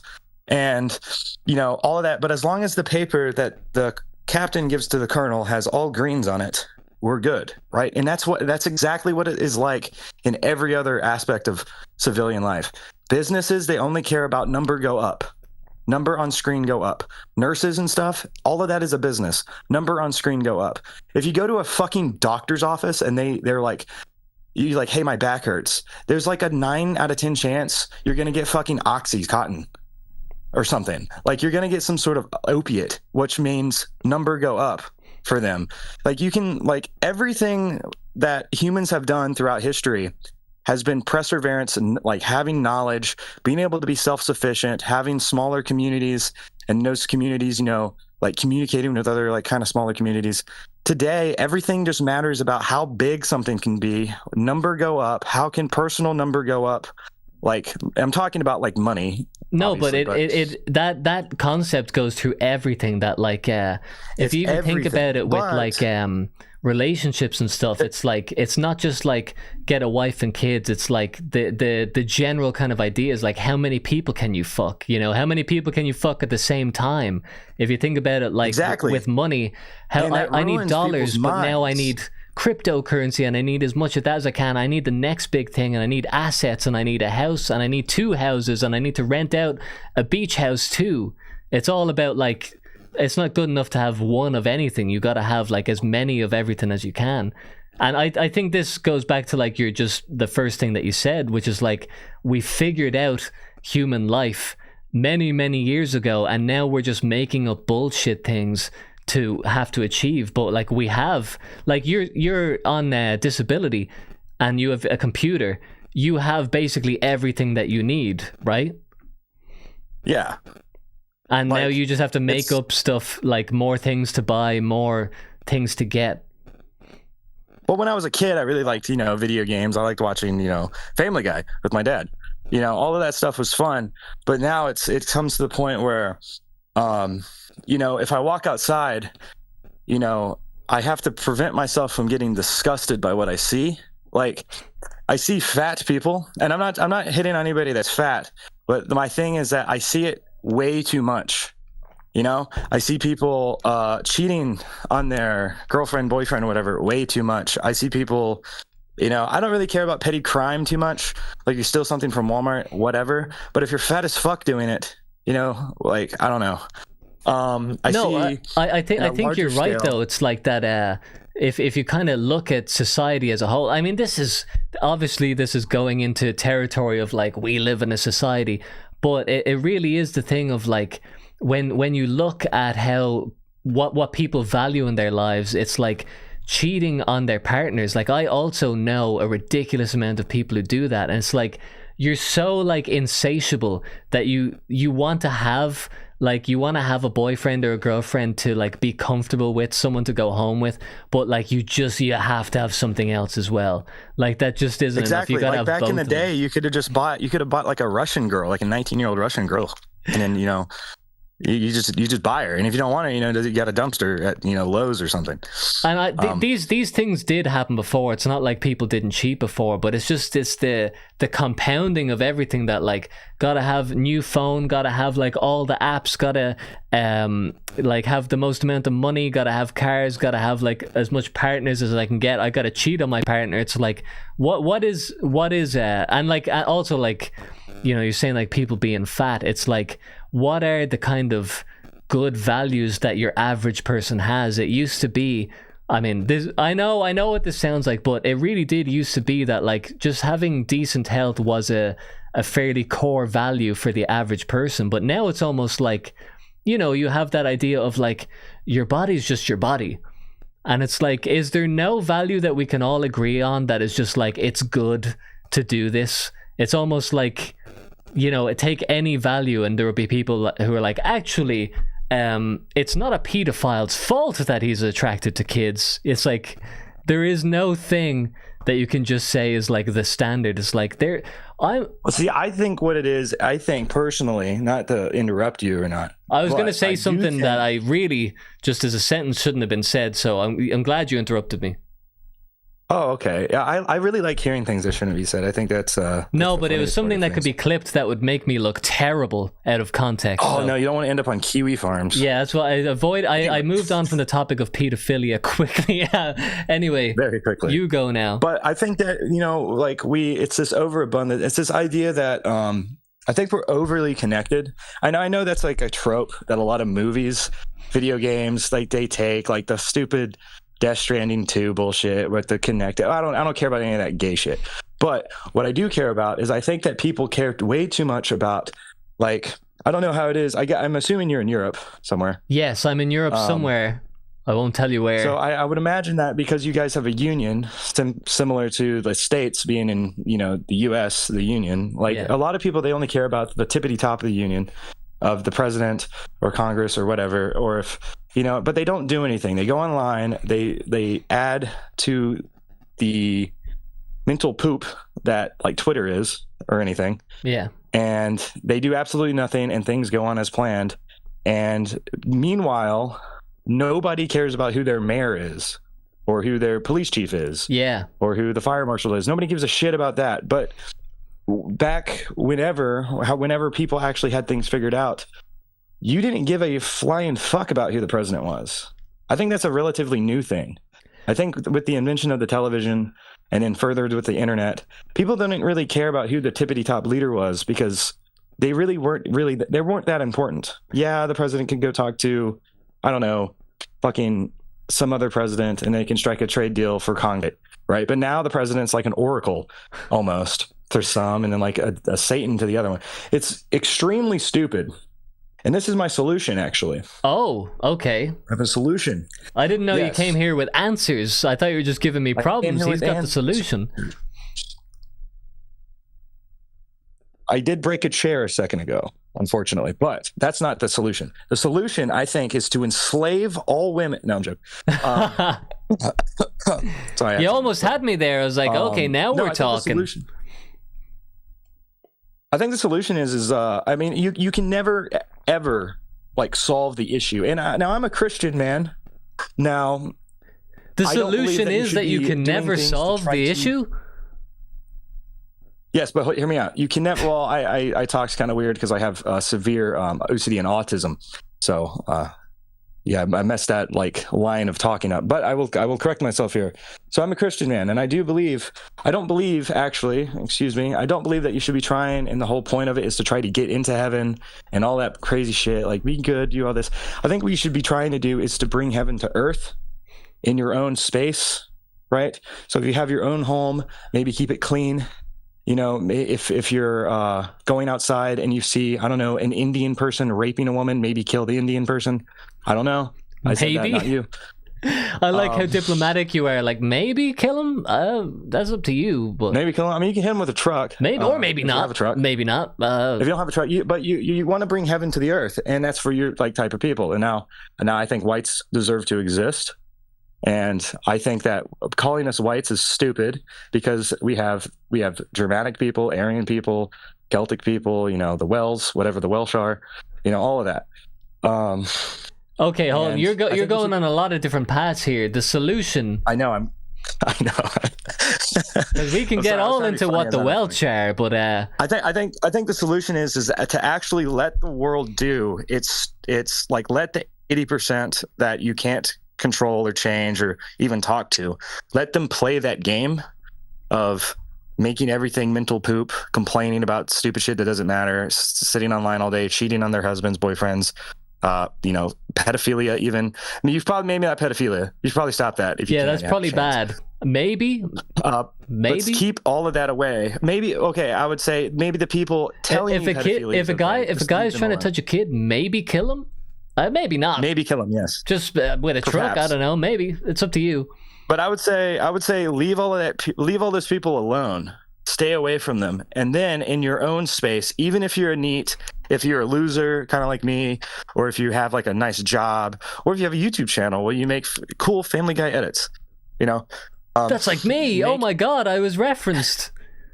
Make everything in your realm as I'm going to say heavenly, and I know this might be taking like a lot of people might have different ideas for this, but make it as heavenly in your idea as you possibly can. Like if you think your shit should be clean, if you like the way that you make your edits, you keep it that way, and then just make your part of the world, your little puzzle piece, golden. And it's fine if yours is golden and it's like covered by shit all around it, but as long as your little space is good, other good little spaces will come and kind of merge. Okay, well, like it's like a magnetic thing. I think that's the solution. And then once we get enough of golden people connected together, we can start our own nation, kind of like a PMC nation, kind of like Metal Gear Solid, right? And then we can wage war on all Browns, Mud Shark women, and and juice boxes. And okay, hold on. You had a wholesome message there, and I think there's a point where you should have stopped, and it would have been solid. I want to say two things. One, why are people in the chat asking me if I'm all right? Someone's saying I'm genuinely concerned. What is going on? Is the small dude okay? So I don't know what that's about, but you can let me know. But Nick. Maybe because of my government ties, they might think I'm your handler and I'm like giving you code messages or something. And then they're like, why did he orchestrate Nick to come on and say all these things? What you were saying, microchip that the Asians put in your head. What you were saying there's a philosopher, a French philosopher, and here's where I'm going to lose people, but a French philosopher called Voltaire, and he has this book called Candide ou l'optimisme, Candide or Optimism. And it's this story about how this guy goes all around the world and he sees like all the evils of the world, and like he's thrown out of countries and he sees dictators doing the wrong thing, etc., etc. And then at the end he comes to this place. I can't remember where he is, but I think it was in Greece. And he comes to this place and he's seen everything in the world. And there's this guy who just seems so peaceful and so happy. And he says, this guy's like, how could you be so peaceful and happy? I've been around the world and I've seen all the evils. Like, let me tell you all the evils that are going on. And this guy's like, no. And he's like, no, but you need to know like the horrible things that are going on in the world. And the guy says, all I want to do is take care of my own garden. And what the kind of philosophical point about this is that you can't fix other people's gardens until you fix your own. You can't go around the world trying to fix all of the evils that are going on if your house is in disarray. And I'm not sure what I think about this, but it's like what you're saying. I agree with this idea that before you try and like fix the evils of the world, before you get so invested in what the president is doing or like the tippity top guy in the EU, make sure that like you have got your shit together and that like you're like mentally sane and that like you're gonna be able to like take care of yourself before you can take care of the world. And I think that's kind of what you're trying to say. And like what you originally started with is like, you know, humanity has got things figured out for a long time, broadly speaking. And what we're in now is kind of this like hyper reality where we're making up stuff to be like worried about. And in general, what we are worried about is the stuff that's right in front of us on our phones, which is like the president. But it's important to also remember what's in your neighborhood and what's in your house. I would say that the person or the thing, the entity that comes to you from afar or from next door and says, I'm here to fix the terrible things happening around you. I think that type of person is probably inherently evil and should be rejected. I think unless you ask out for help from somebody and then they come to help you, if somebody just appears and like, hey, we're going to help you, you probably want to, things are probably going to get worse. That's generally not how the world works. That like the people who say like, hey, you don't know me, but I'm going to help you. Those people, that's generally not how helpful people manifest. You know, it's like, there's the thing of like creating the problem to sell you the solution. So, you know, that's what I'm wary of. Is that like kind of like, I don't have an analogy, but if not everyone has to have an analogy for every thought in the world. That's not a crime. Like running cat cable. Imagine running Ethernet cable through your ceiling, but there's a ton of insulation fiberglass, and you don't have a face mask, and the house is slanted at an 18-degree angle, and you can't get under there. Everything sucks. You're dirty, but you still persevere and you get it done on your own, and you didn't call the cable guy because the cable guy would have charged you $700 probably. So see, it's like that. It's like make your own garden. It's just like that, Nick. Thank you for coming on, sharing your thoughts with us. That was a nice, insightful, worldly kind of topic. Nick, we'll talk to you again. Okay, thank you for your time. There we go. Nick, everybody. It's Nick. I don't know how to end the calls properly. That's why I did it like that.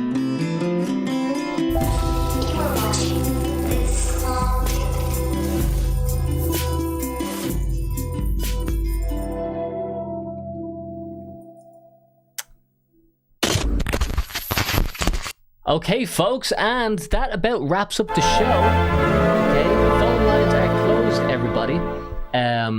Because this, you know, I've said multiple different things, all different things about how long this show is supposed to be. And what I was thinking is that live streams are generally, long. Like, you know, the top streamers will go for 8 hours or whatever. But they're not doing a show. And even, am I doing a show right now? I'm trying to operate a computer. I was thinking like, okay, live streams need to be as long as you can possibly make them.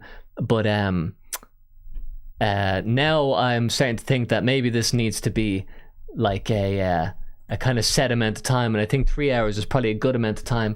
I want to read what's going on in the chat because I saw a message there and they said, I think it was JBiz. JBiz said, looking at chat hard, quit worrying. It's not that I'm worried about the chat. It's just I want to know what the hell people are talking about. Because I'm interested. The small dude is drinking water and not beer today. So I now have the inspiration to drink water this week. Exactly. And even though I'm hiccuping from water, exactly. This is a positive influence stream.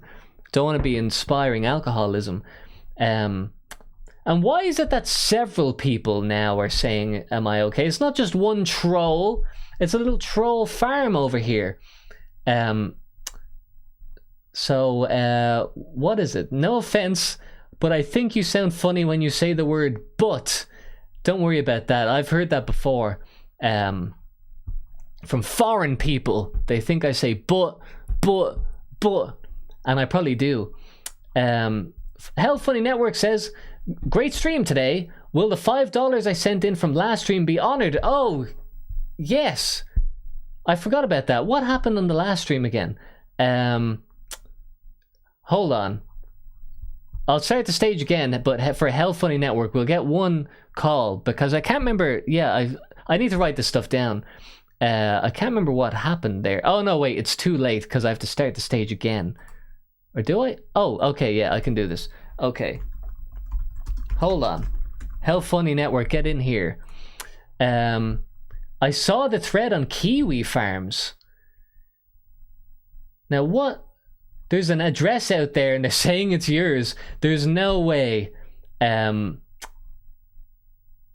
Yeah, there's no way. There's a guy slandering Small Dude and there's people talking doxing.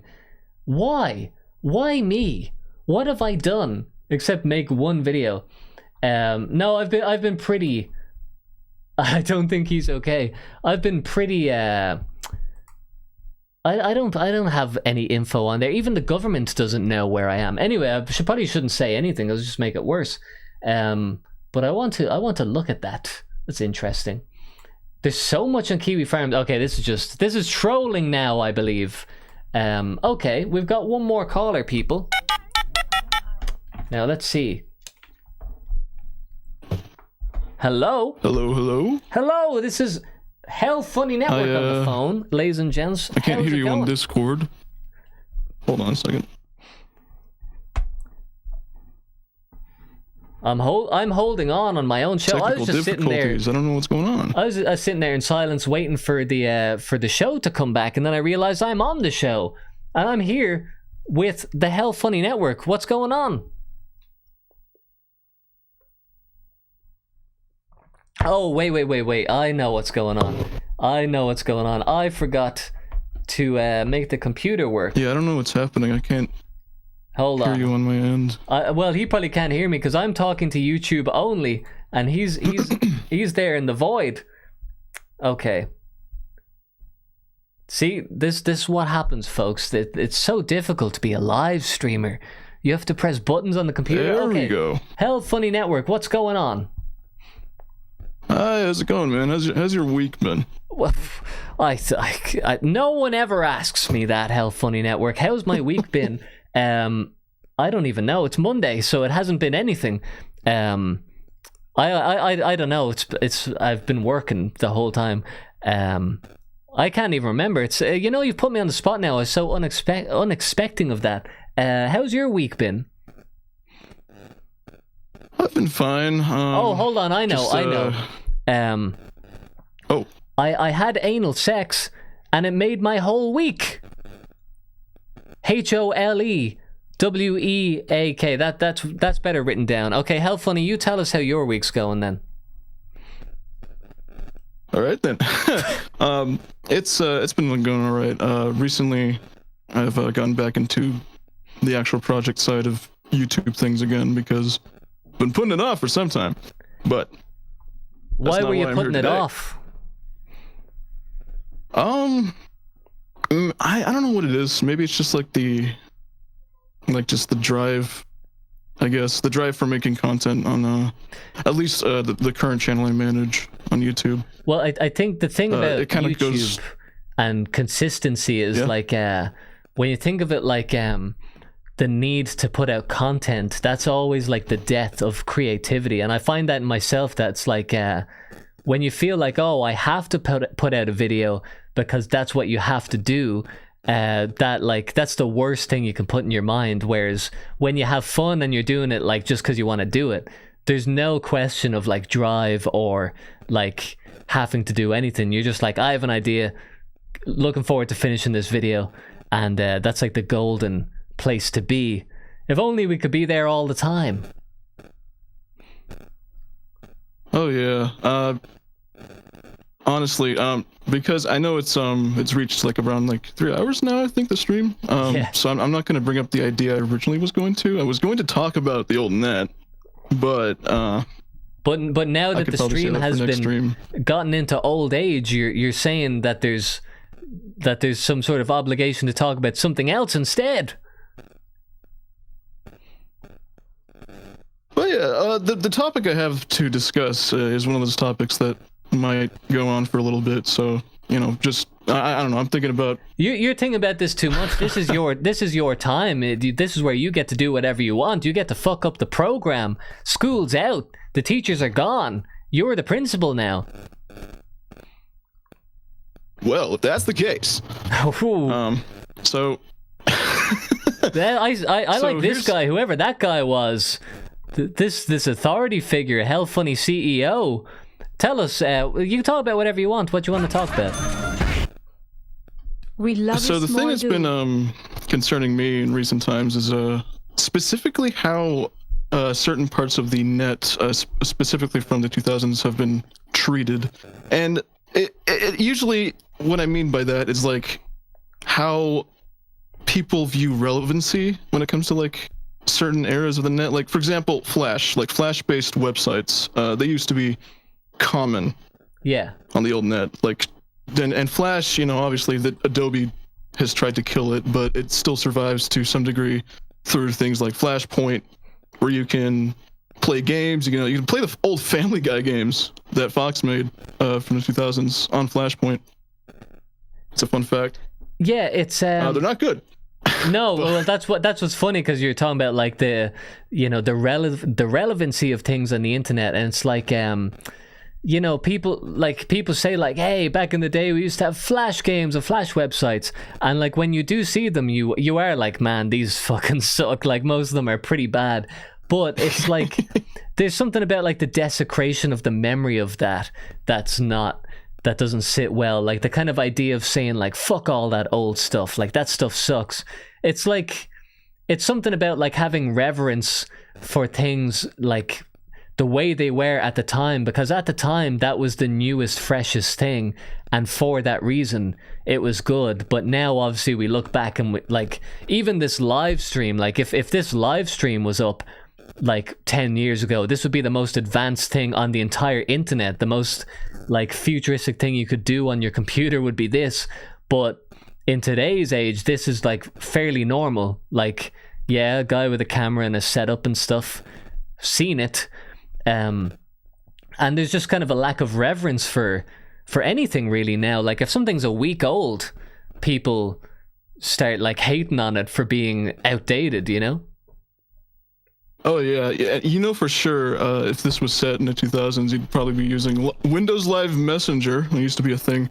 I know specifically this old website that used to do that. That the only relevant thing, unfortunately, they made, of course, is something about, it was an urban legend series. It was released in the early 2000s. It's the site used to be called JK Cinema, entirely Flash based. They've been lost to time for the most part. I actually run an archive website of that website since I've been running it since at least 2018. Okay.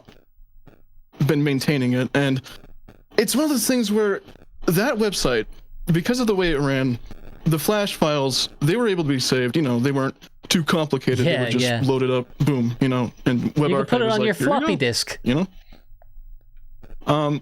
Unfortunately, I can't say the same about certain other sites, because depending on how older sites like manage them, they would call the Flash file from like somewhere else on the website, and it would be like a preloader, one of those preloaders. Yeah.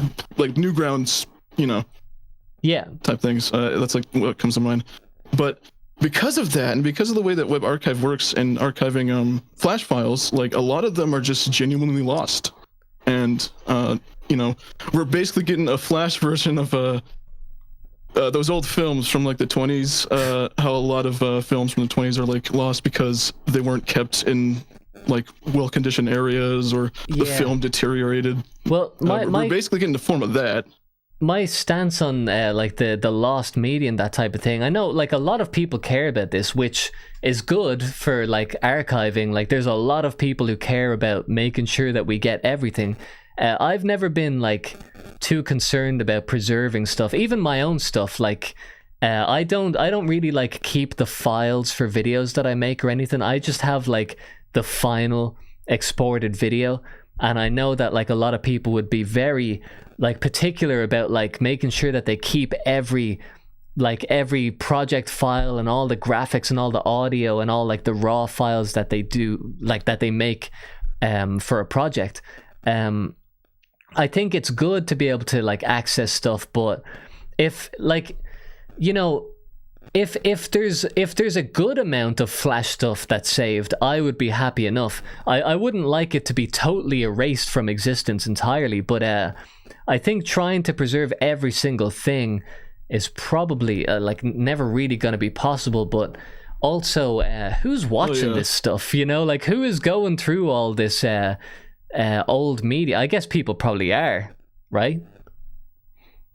Yeah, and not to mention too, like you have like videos uploaded every day on YouTube. There's just going to be a hole, like just a large hole of just missing media that people are going to miss out because of how big YouTube is and how many people are using it, you know, 24/7. So even that being said, there's so much media in general. I mean, like billions and billions of hours that, you know, it's not even necessarily that things are being missed. Like if my channel went down and all my videos got deleted or whatever, like the people who saw my videos would miss them.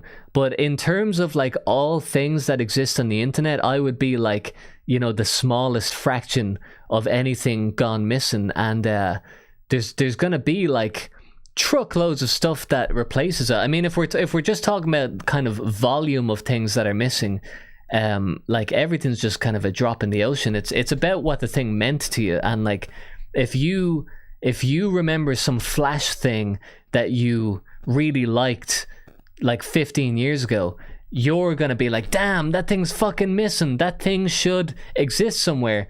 But it's because you saw it and you appreciated it, not because a new person's gonna look at it and think it's brilliant. You know, there's gonna be very few people who discover it for the first time 15 years later.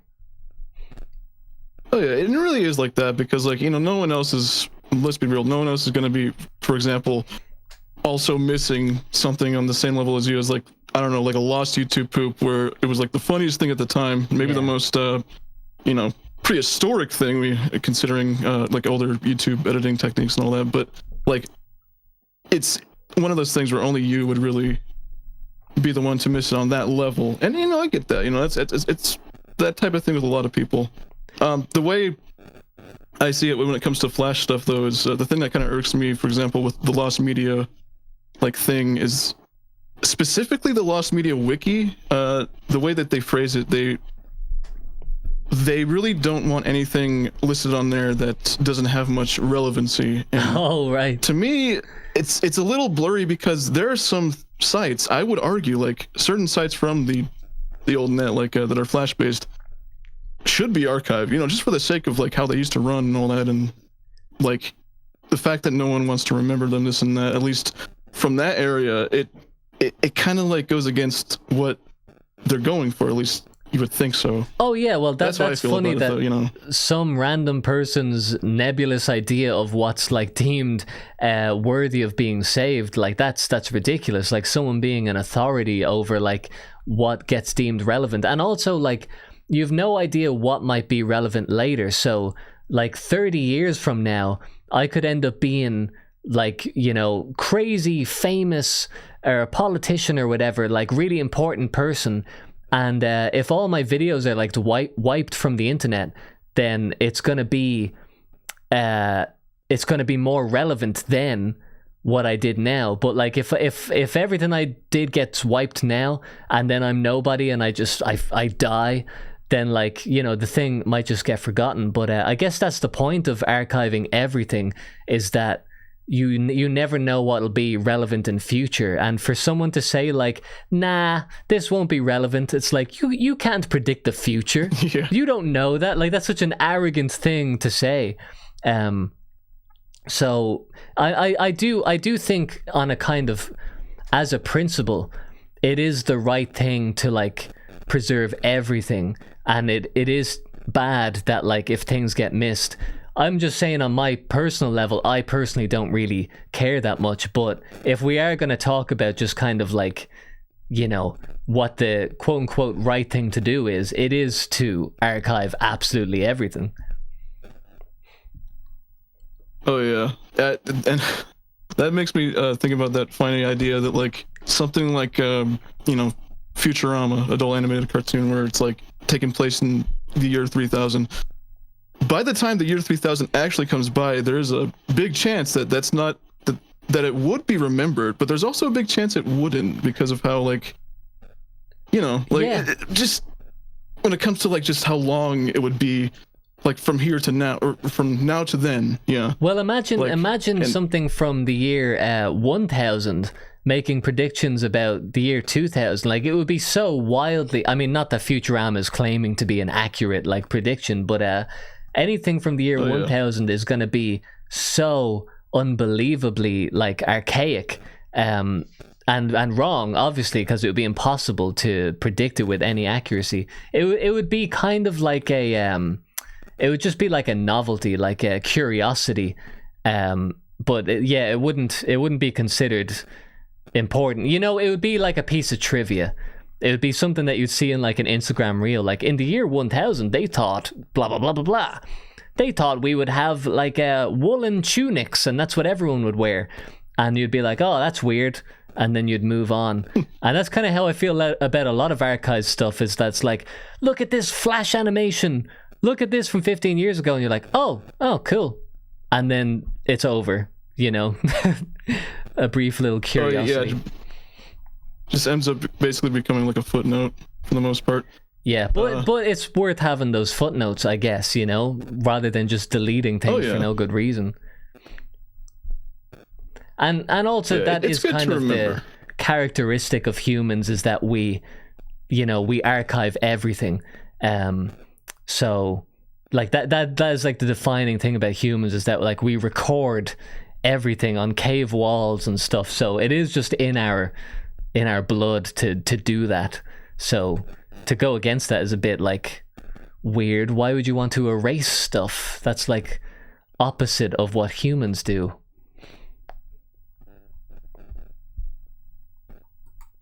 Sometimes that can go far with a lot of people too. That's why you get the whole like hoarding situation for a lot of people when it comes to like, so this recipe or this receipt I received from like a Domino's pizza from like 20 years ago.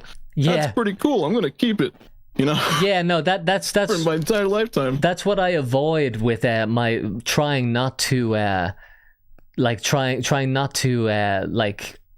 get too obsessed about archiving stuff. Is that like I know that if I start doing that, I'll archive every receipt I've ever had, and like I feel like it weighs me down with my own like personal stuff. I don't want to have like too much baggage. Like, I feel like you carry around everything with you, even if it's like stored in your house. It kind of like material possessions weigh you down a bit, and even like storage on your computer or whatever.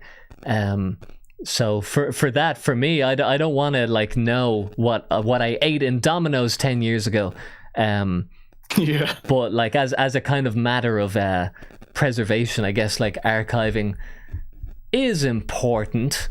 I don't want any part in it. I don't want to be involved. Just make sure it happens. I think that's your job, Hell Funny. Oh yeah.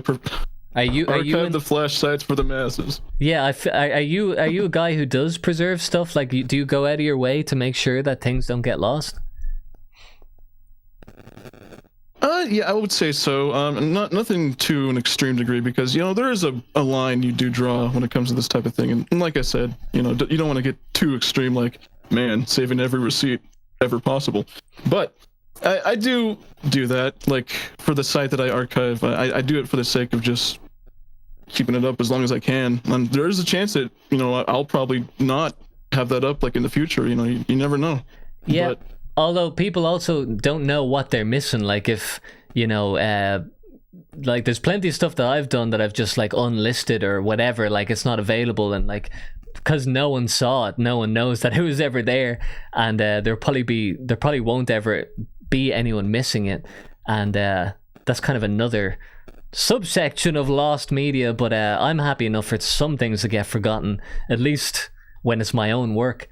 Anyway, Hell Funny, it was good to have you on. We're gonna wrap up the show, but I was glad I got to talk to you there before. Yeah, thanks for having me. I'd probably be a little more structured at this point, but I've been listening for a while. I've had had it on my mind for at least a couple weeks. But yeah. Yeah, well, you don't get too in your head about this, about what you need to say. This is it's my job to make sure the show stays intact.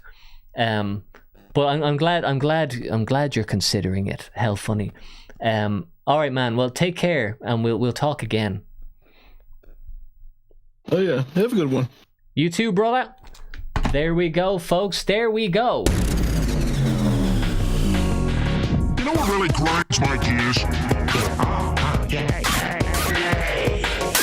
Okay, folks, and that wraps up the show for real this time. I know I said that before, but for real. I'm really not sticking true to my word of 3-hour live streams. It's like when I say it's going to be shorter, it gets longer. So I'm wrapping it up, folks. I guess I said phone lines are closed. I forgot I had that little graphic on screen. Okay, there we go. Hope you enjoyed that little session, that little yapping session that we had. This time next week, Monday at 7 p.m. GMT. What's it? Midday Pacific time in the United States of America. Ladies and gentlemen, I don't know why my head's been all over the place. I don't know why I can't focus. So anyway, I had a good time. It's always nice to keep in touch with you small dudes. And yes, my showman skills have gone out the window. Been working so hard on making my little sound effects and stuff, I forgot to actually host the show. Have I been here? Was I talking just now? Or was all that stuff in my head? What's been going on? Cackle says, can I get a happy birthday? Hey, it's your birthday? Happy birthday, Cackle. I know that's not your name, but that's what I call you. Hey, everybody, have a happy Cackle's birthday. And I'll see you next week.